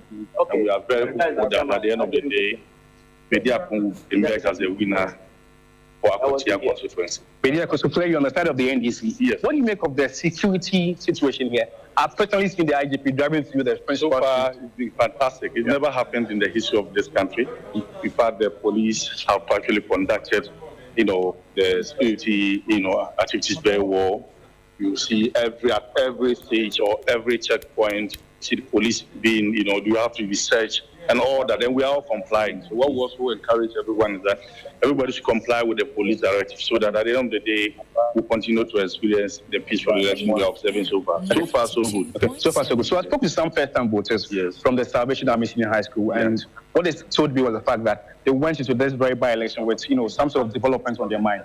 And on the side of development in their school, the deceased MP did something for the school. So they want longevity, they want sustainability. So they're going to vote for the MPP candidates. I don't know what you make of that. No, we have gone around the entire constituency and campaigned to the people. And we have told them that the NDC is in government. And we already have the two-thirds majority in parliament. But we don't want Akwatia. We want to have Akwatia's voice to be added to that. So we need a member of parliament who will be part of that majority, who will speak for Akwatia constituency. And of course, they listen to us, and they are sure they are going to vote for our candidate. So with this very by-election, after 11:59, there are 445 at A, 444 at B. After at 11:59, 135 had voted for both sides. It means that people are actually going to vote in the numbers. Yes, they are coming. And I'm told, these areas are particularly a farming community, and some are already in their various farms. Yeah. Around 2-3, you see a lot of people coming to vote. So the turnout is going to be massive. Okay. But what I can assure the general public is that NDC is winning this very Okay, I'm sure you're very confident about that. So the NDC is really confident that they can win this very seat for the party to make sure, their position in parliament is, so high. So I just want to paint a picture for you of the Black Maria. And so this is a mobile prison. And so anyone that wants to foment trouble would have, the next few of his hours in this very facility, and so maybe he's taken to the bigger cell. So this is how the Black Maria looks like. It's comfortably seated on the grass, awaiting anyone who wants to foment trouble. And so this is what the IGP said. They are going to be very ruthless on people who want to cause mayhem in this very by-election. Like I rightly mentioned, I've seen him constantly, flying the streets just to give confidence to, the constituents that, they are heavily protected. And some first-time voters I also spoke to were really confident that development that have been started will be continuous. So some of them are writing their wasias. As you know, wasi is ongoing. Those who don't have paper today have actually come out to vote. But those that are writing, I hope they'll be done by 1 a.m. So before 5 p.m., they will be casting their vote. And so they'll be coming out with their numbers to that. So this is what the situation looks like as it stands now. 11:59, 135 out of 445 had cast their votes. That's for the A. And then for the B, 136 had cast their vote as at 11:59 out of 444 valid voters. And so through our 50,000 voters are expected to cast their ballot over 120 police stations in their Akwatia constituency. And I'm still seeing more party delegates coming here. And I would want to know how impressive this very exercise has been so far.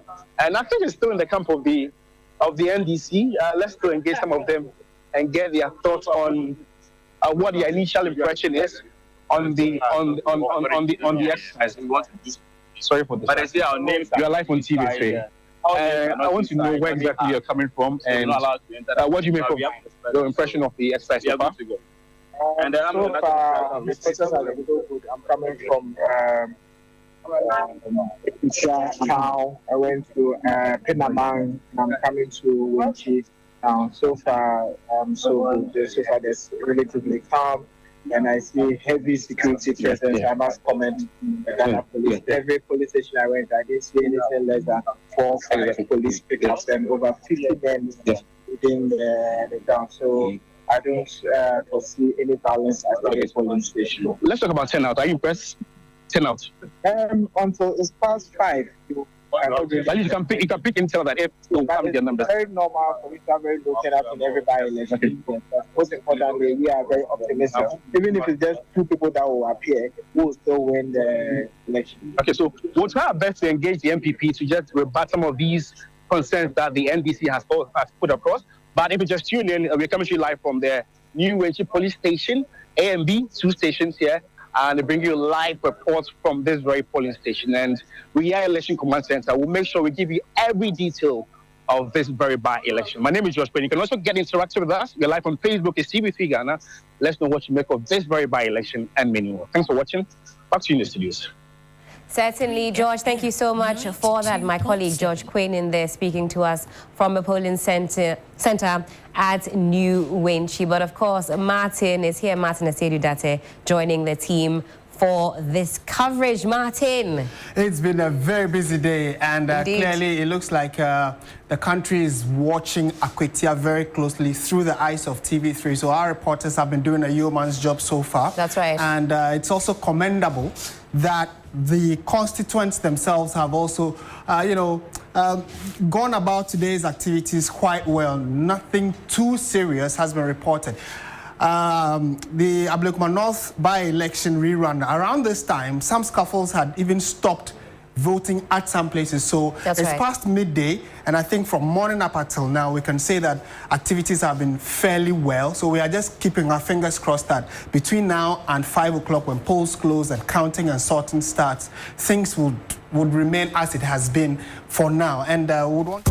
Hello, Ghana. It's a new year, and Bills Microcredit is here to support your dreams. If you're not working but want to start a business, don't let money stop you. With just your Ghana card, you can get a loan to turn your ideas into reality. Already running a business? Need more capital? Or are you a salary worker looking for extra funds? Bills offers fast and easy loans with no collateral, no deposit, and no SUSI savings required. Wherever you are, whatever you need, Bills makes it happen. Call Bills Microcredit today. Call 0596-920-833 or 0302-200-390 and get started. Bills is licensed and regulated by the Bank of Ghana.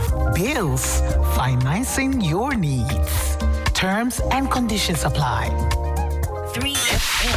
Accra, Ghana, Africa, and worldwide. Join us on Inspirational Gospel Mix this and every Sunday.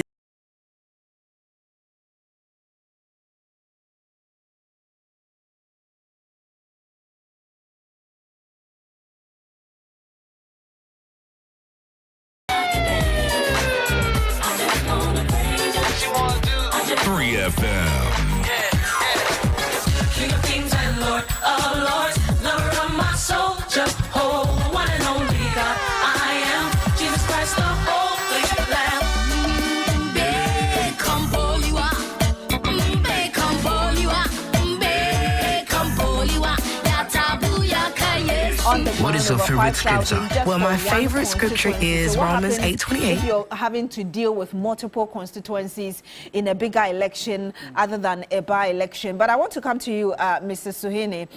One of the things we heard earlier from both MPP and NDC was that the representatives that we spoke to, that the voter turnout had been very low. We heard Professor Entry earlier before we went on the grounds telling us it feels people are intimidated, not using your words, by how many officers are on the ground. But we heard Mr. Joseph Yamin, who is the national organizer.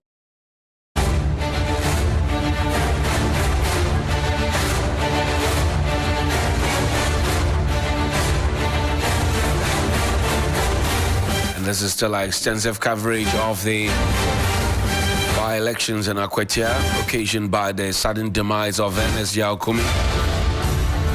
We understand now as past his by-exam, but posthumously, the General Legal Council grant him that call. You know that the IGP has deployed more than 5,000 people, personnel to ensure peace and security in the 119 polling stations in the Akwatia is currently underway. The polls will close at 5 p.m. In the meantime, there have been some pockets of incidents earlier, you know. Chairman Buga and Chairman Azoka at each other. Took the intervention of the Ghana Police Service to separate the two and their gangs.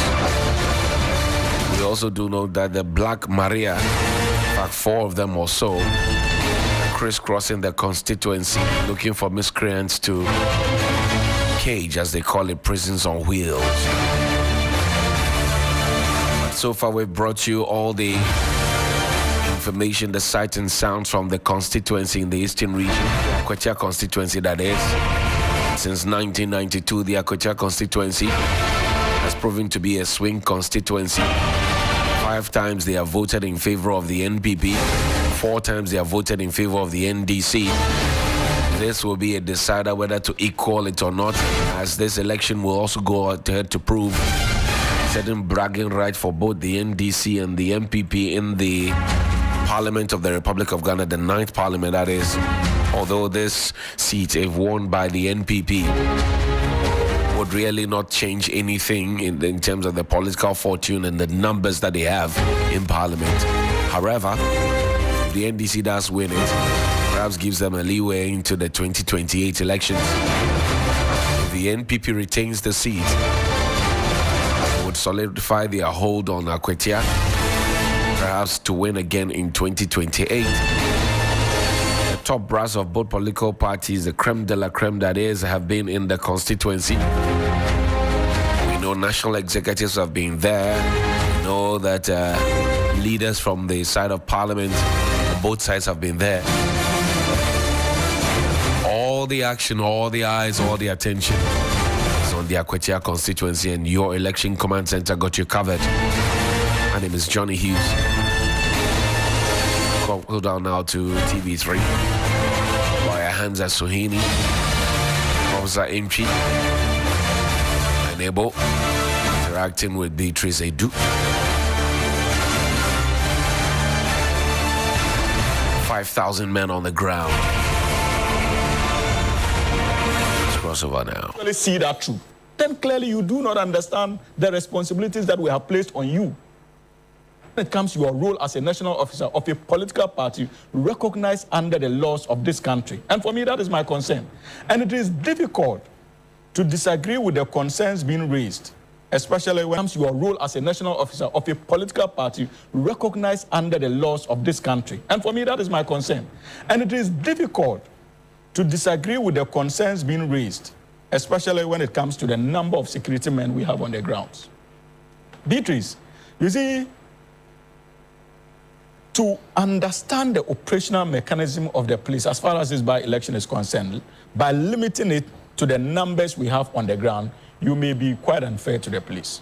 And that is why in my introductory remarks, I indicated that prior to this day, the Ghana Police Service had indicated their willingness to engage with major stakeholders, and they did. They spoke to the National Democratic Congress, they spoke to the New Patriotic Party, they engaged election observers, they engaged the Electoral Commission to be able to have a better understanding of the plan of action that the EC itself intended to roll out on the day. And so it has been work in action. So collectively, you can say that they have been quite inspiring in terms of the kind of leadership that they have provided as far as this particular by-election is concerned. But yes, when it comes to the numbers on the ground, that is one aspect that we can begin to interrogate and ask whether indeed they needed such numbers on the ground. I also believe that we do not need such numbers on the ground, and that the time has come for us to begin to put the pressure on the political parties, not the Ghana Police Service. Because the servicemen are not those who foment the trouble. They are there to keep the peace. And so if we are responsible political parties, it must begin to show in the way we conduct these elections. And these are some of the things I want us to concentrate on. So you're concerned... We have so far discharged ourselves in a way that is creditable. That is why around this table it is difficult for you to single out an NDC official and say that he indeed was engaged in fomenting trouble or heating the temperature. Because we know the temperament of the leader we have. And on every blessed day, we are charged with the responsibility of manifesting same in our public discourse, and especially when it comes to our political organizations. But unfortunately, I hate to break this, but we are dealing on the other side with a political party that clearly, now as we speak, is the greatest danger to democratic stability in this country. And that is the New Patriotic Party. Don't see any... Because of their utterances and conduct. Because they think that the only way to become relevant once again in our national discourse is through activism that is rooted in violence and violent rhetoric.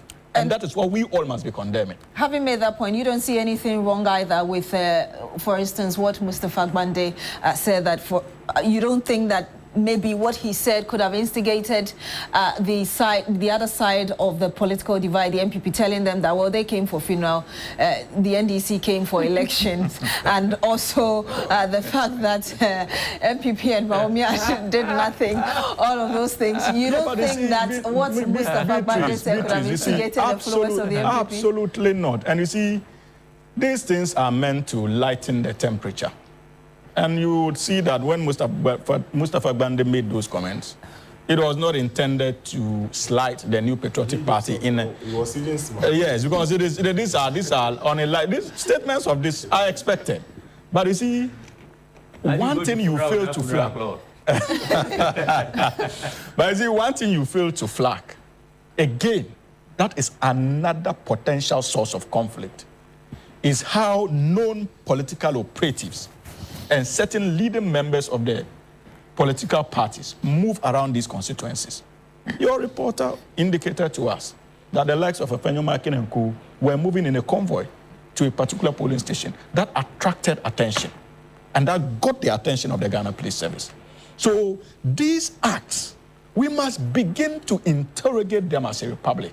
We must begin to ask these questions, whether indeed it is even necessary for us to be moving from one polling station to the other as major political actors in our democracy, when indeed we have election observers and we have polling agents on the ground who can at every time report to us events happening there, and we can rely on the security institutions to go and act in a way that will bring sanity to these places. But our movement also creates that chaos and sends the wrong signals. We must begin to have a look at some of these things. And I can assure you that from where I see it, once again, the NDC will lead the charge.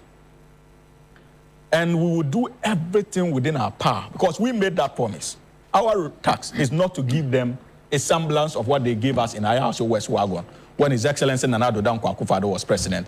We are conducting ourselves in this election to demonstrate to them that indeed we have a president who is not only a listening president, but a president who made a commitment to the good people of this country to reset it. And resetting is not just the economy, but even the way we conduct our politics in a way that is acceptable. And we would lead that charge. Mr. Suina, I get a point from what you're saying, that moving forward, even as we also prepare for Tamale, on the 30th of this same month of September, one of the things stakeholders must consider is the movement of people, and even which individuals are expected to move at which points. Yes, I think that the focus should be on the leaders of the political parties. If you have no responsibility to discharge, try as much as possible to avoid it. And if there's a way we can avoid also moving in groups that attracts attention, needless attention, let us try to do away with many of these things. But you see, when it comes to other citizens who find their ways there, you should understand, when it comes to by-elections of this nature, that is an opportunity for many of our foot soldiers to get hold of party officials ordinarily they wouldn't have had access to. So when you see many of them traveling to that vicinity, it is not because they want to go and participate or cause mayhem in that particular constituency. It is simply because it is an avenue for them to get hold of many of their party officers and get in touch with them to be able to have their problems resolved. Not everybody can travel to Accra to get their general secretary or national organizer or stuff like that. So we need to begin to appreciate it from that perspective. So you may interview a number of people who obviously are not from the constituency, but they are there not to foment trouble, but simply to have access to their party. Like the man who told us that he wants to ensure that we are having... And he spoke well, because the record, and see, Beatrice, this is very, very important. You see, and Ebo made reference to it, and I think that Prof also referenced it in his submission. And that has to do with the kind of legacy we leave, especially when we are given the mandate by the people to lead. It is disheartening that for 8 good years, under Nana Addo Dankwa Akufo-Addo as president of the Republic of Ghana, hailing from the eastern region, as a political party, the NPP is unable to point the good people of Akwatia to any infrastructure development they brought to their life in that 8-year period. But I am not surprised. NDC could have taken the posture that indeed the last election you didn't vote for us, or elections before you didn't vote for us, like President Kufuor did, and Nana Addo did, in the case of Akomfi in the central region, where he was blunt, that he decided not to mind the people because they failed to vote for him in his candidate in the 2020 election. This is a different trajectory we are pursuing as a government. This is a government that will develop and make a commitment to developing every constituency, regardless of the number of votes we get from it. And when I say this, the evidence is there to back it. Because you go to Ashanti region, we knew as a matter of fact, under the same president, that when it comes to Ashanti region, we struggle to win votes. But one of our biggest infrastructure investments under the first tenure of His Excellency President Mahama was in the Ashanti region. And in the last general election, you saw that the numbers go up for you in the Ashanti region. That example must not be lost on all of us. And the NPP as a political party must begin to take an inspiration and learn, and be humble enough to learn from the politics of the NDC, and most importantly, the demeanor of our leader. I want to come to you, Professor Smart Sapon. A lot has been said, both here and from the grounds. What are you thinking? Well, so development, what I know is that Ghana is quite big, not too big comparatively, but 276 constituencies. And I'm not sure all of them may have the equal level of development. It may vary. Some may have more, some may have less. But I mean, we must be able to, at the end of a tenure, assess how well we included all, not on the same scale. Some may have more than others. But if it happens that some are deprived of development to a certain extent, then it will be a cause for concern. I don't know whether my brother Suhini is speaking to data. I don't know what the level of development has been in Akwatia. But if it is to be that they were actually deprived of development entirely for the 8 years, that would be quite unfortunate. And it should be a lesson to President Mahama also. I'm not sure he would be able to equally develop all constituencies, 276, equally within the first 4 years. Now he even has less than 4 years. You see. So, but he should try as much as he can to make sure at least, if not of equal measure, development reaches every constituency. I know in the first budget, 166 constituencies were earmarked. I want to believe that in the next subsequent budgets, the remaining would also be captured so that development at least would reach at least every corner of it. So that is that of development. And then the monetization. Unfortunately, the stakeholders, the political parties themselves, my brother Suhini and his brothers, those who spoke on Nanabi and co, they won't go to grounds like that without money. They simply won't do that. And once you go there with money, and you know when they go with money, they don't come back with it. So I don't know whether they attract the people to them with money, or the people see them as currencies, money machines. I don't know where. Well, at least somebody said it. You see, yes. But the truth also is that when you see many of them, it's not always about money. Of course, it's about job opportunities. It's about placement and stuff like that. Yes, and that's why many of them will travel to that place. It's just part of our Ghanaian culture. Absolutely. That when someone comes and talks to you after he's done, because he probably traveled a long distance out of courtesy, take this for TNT. It happens. We all do it. And it does not mean that when they come to us, Mr. Sweden, I just want you to learn. No, it's fine. They will call it TNT, But my point is that you do it. Oh, definitely, I do it, but I don't have the level of demand that you have, and I'm not ever good. You see, so they find a nice name for it, and they won't tell us, but they can. If we get to know, you would be shocked the amount of money they would have spent. The two political parties. I'm not even talking about the standard expenses EC is going to incur or the police in managing the team will be incurring on the state. Talking about the two, the NDC and the MPP, how much they will be spending. In fact, they've made the people to believe that at opportunities, in situations like this, it is time to cash in. And they actually don't go there without money. They fulfill the expectations of the people. And so they have to lead in the crusade we are all talking about. No, but we don't subscribe to vote buying as a political party. You subscribe to TNC? No, I don't think there's any. They have a different name. You call it TNC.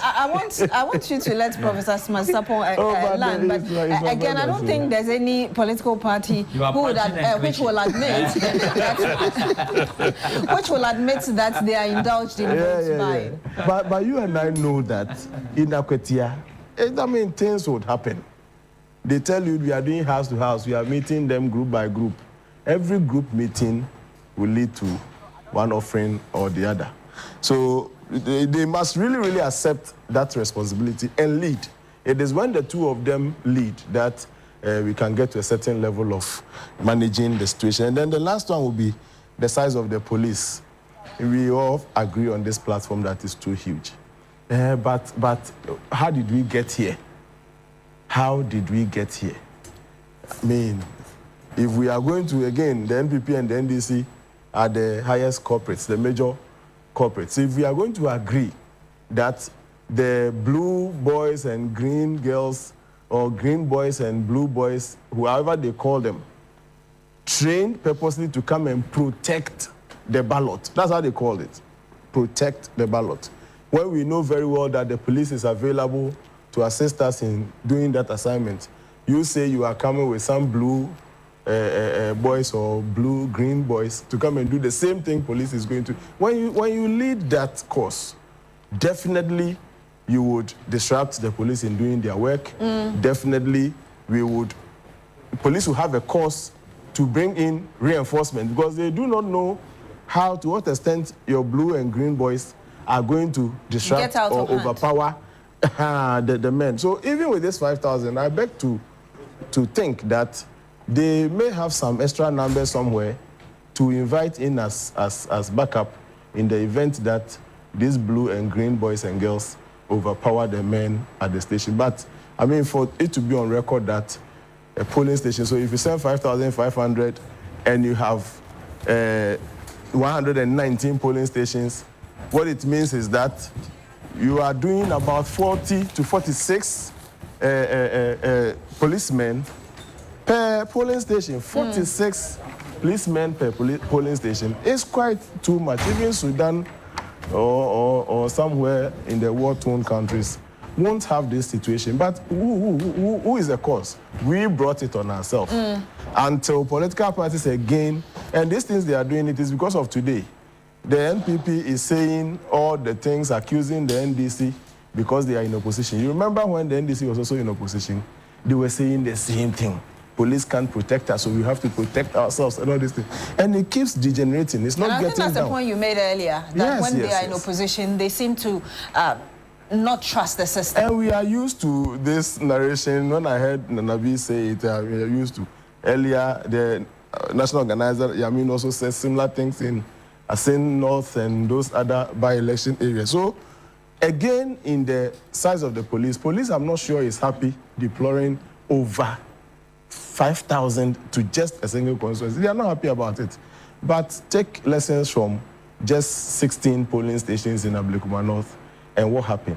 If you are a police commander or the leader, the IGP, you would do 5,000 or even more because you wouldn't want it to be on record that trained police professionals were overpowered by some blue or green birds. No. So until they stop that, we may have to import some extra policemen from our neighboring countries or perhaps invite ECOWAS. No, because when we extend the situation to 276 constituencies, if one is taking 5,000. The entire police force can't take care of a region if we are going to do 5,000 per. It means we may have to invite at all. Yeah. So we will get to the point where, Beatrice, if you are not careful, ECOWAS will have to come in. Maybe African Union will have to come in. My worry is that it keeps degenerating. It's not kind of going down.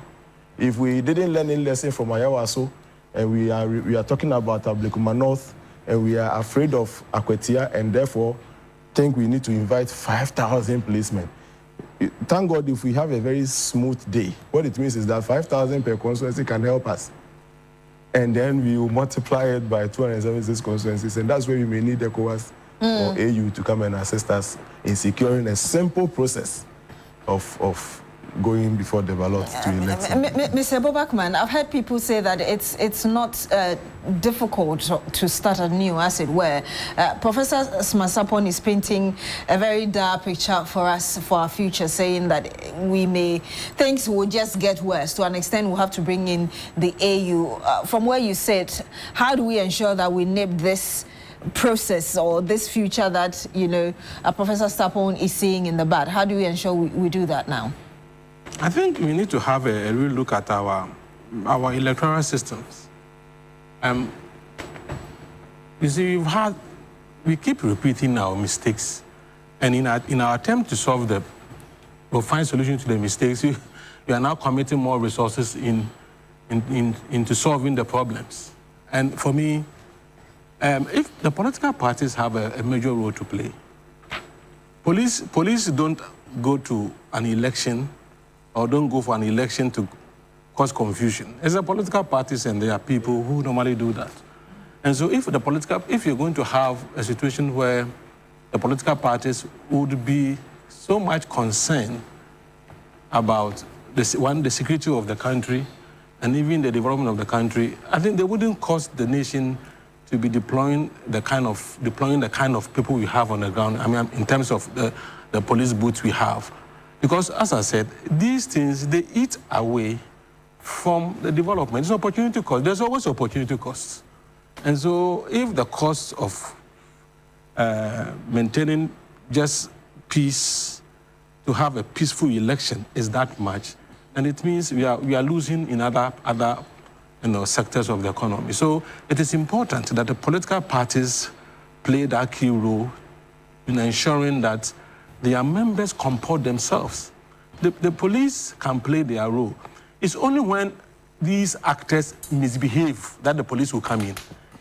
Can you imagine if you have an election where political parties and their people are conducting themselves well in a polling station?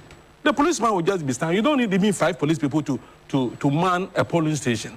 But when it becomes a norm that at any election, these political parties, because of power, because of, sometimes to the extent that they're even prepared to kill for power, if we don't stop that, if you don't find a way to stop the political parties and you allow them to continue to do that, we're going to continue to have the situation we are having. So, yes, the police will have their role to play, but I said the major responsibility will be on the political parties to ensure that they conduct themselves properly whenever we are going to have an election.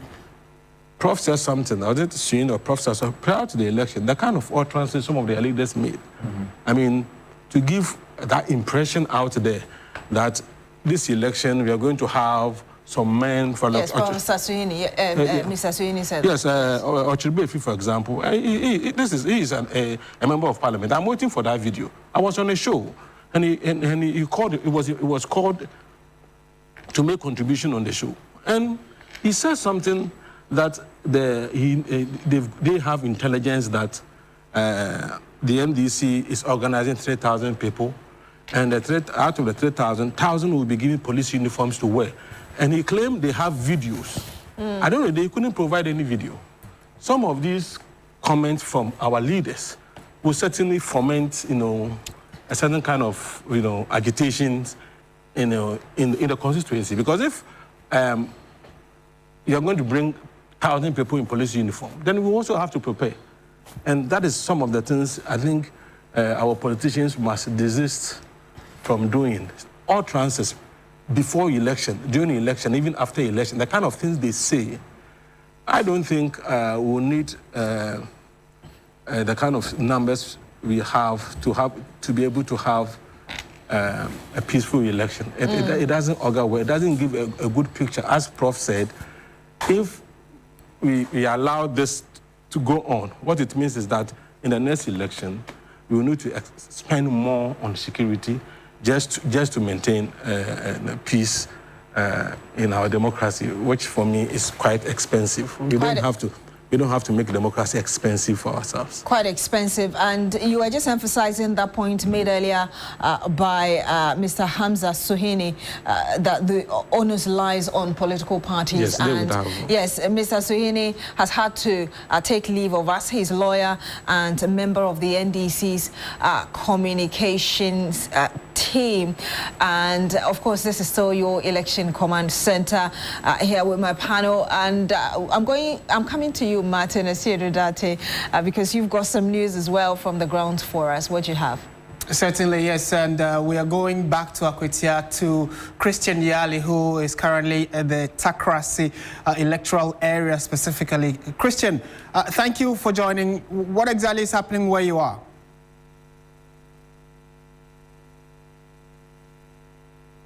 And so we are still here within the area of Takoradi, where there are some number of polling stations, about 10 of them actually, if I should say. Where I am currently is the Deba grounds. When you come to the Takoradi township within the Akwatia constituency, I can confirm that the total number of valid voters who are expected at this polling station are about 581. And as of the time we brought you this report, we've had about some 215 and over who have come to cast their ballot in support of this democratic exercise, which is ongoing. But the interesting bit is that when you get here, there are a number of chairs to aid the voters who come around to vote. So you get to sit comfortably. When it gets to your turn, you get up, you go through the queue, go through the process, and you cast your ballot, just like the lady who has just finished hers and is making way for the next person to come. And so it has been a very calm environment. Actually, when you check the atmosphere or the weather condition has also been very favorable, very calm as it is. But I have with me Stephen Atubiga, who is the leader and founder of the National Liberation Congress. He was once a presidential aspirant of the NDC. And when you understand politics and you followed what history has been so far, NLC is just like a breakaway, if I should say, from the NDC. Yes. So they regard the NDC as their mother party. What has been your observation so far upon touring the various polling stations? Thank you so much. We've been in what's the name? Takoradi area. Since in the morning as an observer for Mother Party, NDC.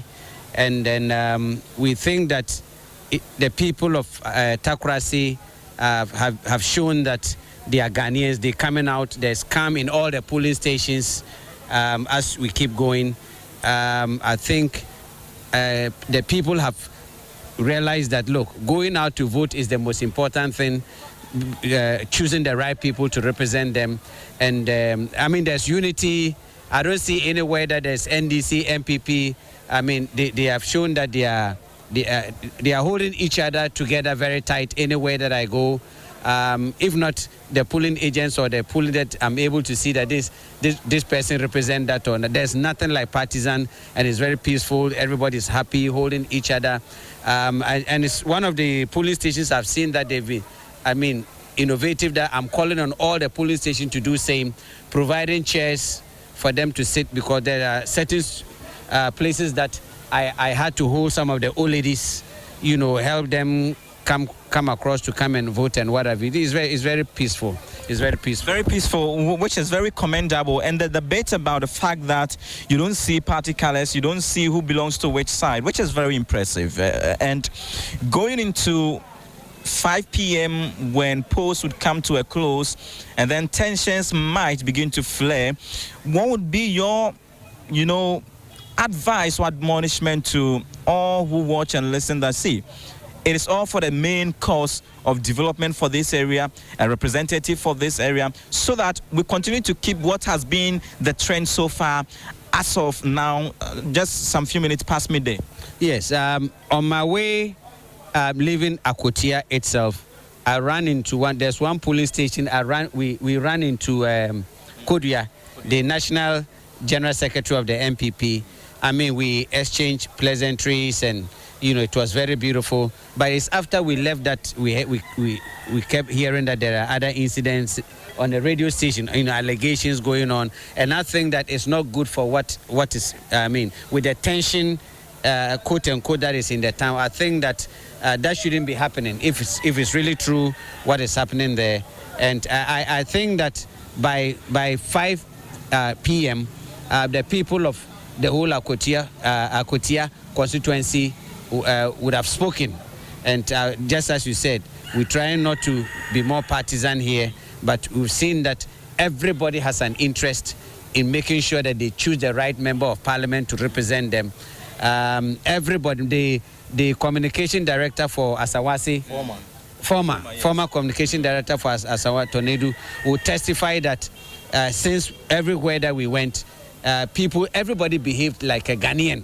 We are yet to witness anything. Right. But what I have seen, that I think the polling stations, I'm calling on the National Democratic Congress leadership or those who have been assigned within the area that I haven't seen water.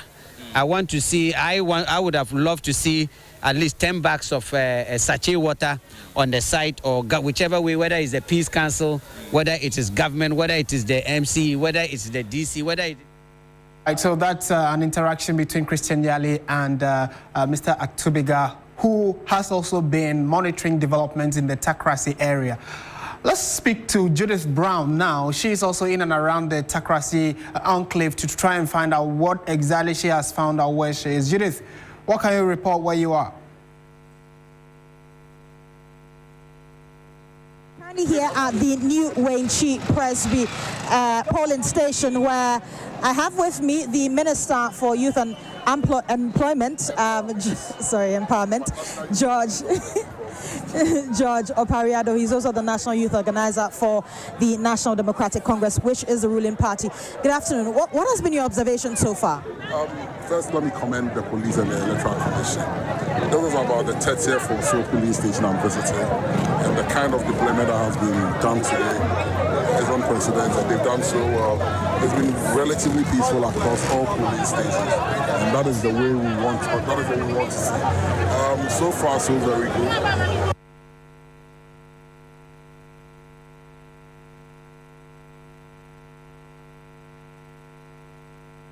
Right, so we seem to be having a challenge with the audio, the audibility of that interview, but that is Judith Brown in that interaction with George Opariado.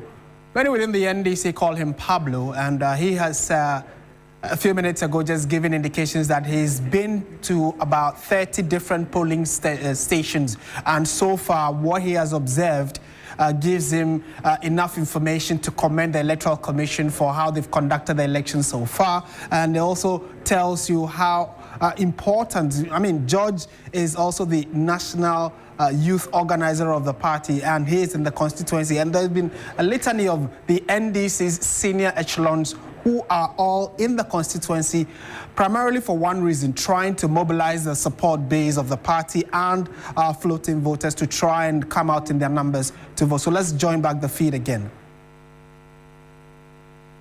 Advocates. So they are looking for an advocate, one who can speak for them and bring them development. And it's obvious the NDC's candidate is going to win this election, landslide. But I'm going to wait patiently till 5 o'clock, and then when the votes start coming in, we'll see. Speaking of development, we've seen that even the road we are standing on right now is not properly developed, and we've seen some excavators already working on some particular roads. I do not know from which party that is coming from, whether it's from the ruling government or although the MP here died a few months ago.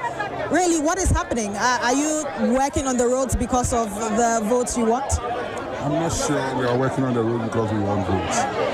the people of Achimwenchi deserve development. And so I also don't know who is working on the roads as I speak to you now. But if anybody is working on the roads to develop the people, I think it's fair. And so let's not make a big deal out of it. Development is not going to stop because an MP died. Development is not going to stop because there is a by-elections. One way or the other, the people are deserving of development, and that's exactly what is happening. Many thanks for your time. I've been speaking with George Opariado, who is the NDC youth organizer, as well as the Minister for Youth and Empowerment. We are here at the New Presby, New Wenchi Presby polling center, where a number of voters are gathered. You could see them standing across both sides of the road. Most of them say that their votes would depend on the development of this constituency, Akwatia, as has been said by the minister. We're going to try and engage as well with some others, other constituency members who have come here. They've been standing here. They've been speaking as well. Hello. Let me speak with you for a second. Okay, it seems that they are not speaking with us. I want to speak to some of the constituents here as to really what is influencing their votes. Hello, sir. You're live on TV3. Can we know your name? I can't do politics. No. Are you here to vote? Yes, I'm here to vote. So you're a constituency member? Yes. And what will influence your vote? Why are you voting for whatever candidate you've decided to vote for? Oh, for that one there. When we made mention of politics, each of everyone has his own what, his own. So it depends on you. So are you voting based on party affiliation, or you are voting based on development you want in this constituency? I'm voting for the progress of the town. The progress. We need the progress. And what are the challenges you are facing in this town that you need progress on? Our roads. Our roads are feeders. So we are appealing to the government to come to our aid. Well, that would also depend on who you vote for as well and who is able to lobby. We're going to speak to some more constituents. You heard them talking about the fact that, of course, they are voting based on the development of the constituency. Their roads are bad and they want it to be fixed immediately. And so I'm speaking to one more person. What's your name, please? And are you a constituency member? Are you here to vote? I'm a constituency member. So have you voted? Okay, and what is influencing your vote for today? Okay, what is influencing my vote today is we all need development in our communities and towns. But most of the times, it depends on the person who is coming. It depends on the person. We can have a government in power, but the personality of the person, the member of parliament also counts. You can have your government in power, but who representing the constituency is a problem. And when you say personality, what kind of personality are you looking out for? We have some MPs who can be in the constituency, but they will not work. Maybe the common funds will be coming there, but they will use it for another thing. They will not use it to help them. Because if I will speak the truth, we have had both sides. We have had both sides in power, having their ministers, having their MP in this constituency, but it's still lacking development. So what do you think is the way forward? If we've had both and they've not worked for you? My opinion is, even you can have a member of parliament who is on opposition, through his intervention and through his commitment, he can do development in the community. Whilst you can have a government in power and a member who is a member of parliament who can also do the same, but he will not do. But here, we are voting basically on what happened. One, you told us this community and this electoral area is New Wenchi. It is not on the ballot. It's not on EC's ballot. So the voter that you did here last year, which is 2024 election, it's not good. It's not a regular election. It was a stolen ballot. So you take us to court based on this. Right. This current one, you have come here to campaign. You have come here to bring your representative here to vote. Why is it like that? I understand. So you are telling us, the people here, that we don't know our left and right. Meanwhile, we know our left and right. We have a new ballot fixing over here. That's why ECs have brought this thing over here. Okay. Why we wouldn't say that the vote that we cast last year was stolen? Okay. Thank you very much. We're going to speak to some more people. We're currently still here at the New Presby area polling station, where we can see a lot more people gathered, and The police presence here is very high, as was said by the Minister for Youth and Employment. Heavy police presence. I could count over 30 policemen right here in the constituency or in this particular polling station, manning the place and ensuring that nothing wrong happens. And so we are going to get some more people to speak to as regards to how the entire process is going. We can see now some more party bitwits who are here to observe the entire process. A lot of them gathered here in the constituency at this particular polling center. So we're going to speak to some of them. Hello, sir. Let's just speak quite on what really is happening here. What has been your observation so far? Well, apart from this place, I've visited more than 20 police stations since I entered the constituency. I think it's just this place that I have seen there is a lot of tension building around. But I have confidence in the deployment that the security agents, especially the police, have made. I have seen that. Having realized this, they are even putting in more crash barriers and others. So our hope is that when she has normally been a flashpoint when it comes to electoral violence, and so coming events cast their shadow, and I think that the police will read through the environment and deploy appropriately to ensure that we don't have any challenges. And when you say there have been a little bit of tension in this area, what exactly are you talking about? The number of people who are surrounding the electoral area. Anytime, in some of the police stations, when you go, you don't even see people. They vote and go back. But it appears that here the numbers are huge. And once you begin to see huge numbers like this, any little spark can cause a challenge. And so I think that the early warning signs are there, and I believe that they'll be able to respond appropriately. Many thanks for your time. And so you heard him right there. He says that he's happy with the police deployment here and the fact that they are trying to control the situation when it comes to this particular electoral area. He says that he's seeing that a lot of people are trying to enter the polling center where voting is happening, and he's happy that the police has barricaded the place to try and stop them from doing that. So right here I'm reporting from the new Wenchi Presby polling center where voting is still ongoing, and we're yet to really see what will be the final results from this particular polling center and many others across the Akwatia constituency. My name is Judith Brown. Reporters in the Akwatia constituency. It's just a few minutes, about 4 minutes past 1 p.m., meaning we have about 4 hours left for polls to close. So this is your trusted source for monitoring all the events in and around the Akwatia constituency. As and when it develops, we definitely will bring that to you. So our panelists are still here, and we are picking and deliberating on all the developments happening there so that you can also be in the know of what's been happening since voting started. And now that we are about 4 hours away from polls to close, what should the thinking be, especially if you are still in the queue going to vote? Having listened to all that has happened since morning, could that change your mind? Maybe. Could you still be voting as you have already decided? And what should the thinking really be for those who are still in the queue going to vote? There have been concerns about voter turnout, etc. All of that and more will be discussed when we return from this break, as Beatrice and her panelists will be delving into the major issues. Stay with us. This is your Election Command Center.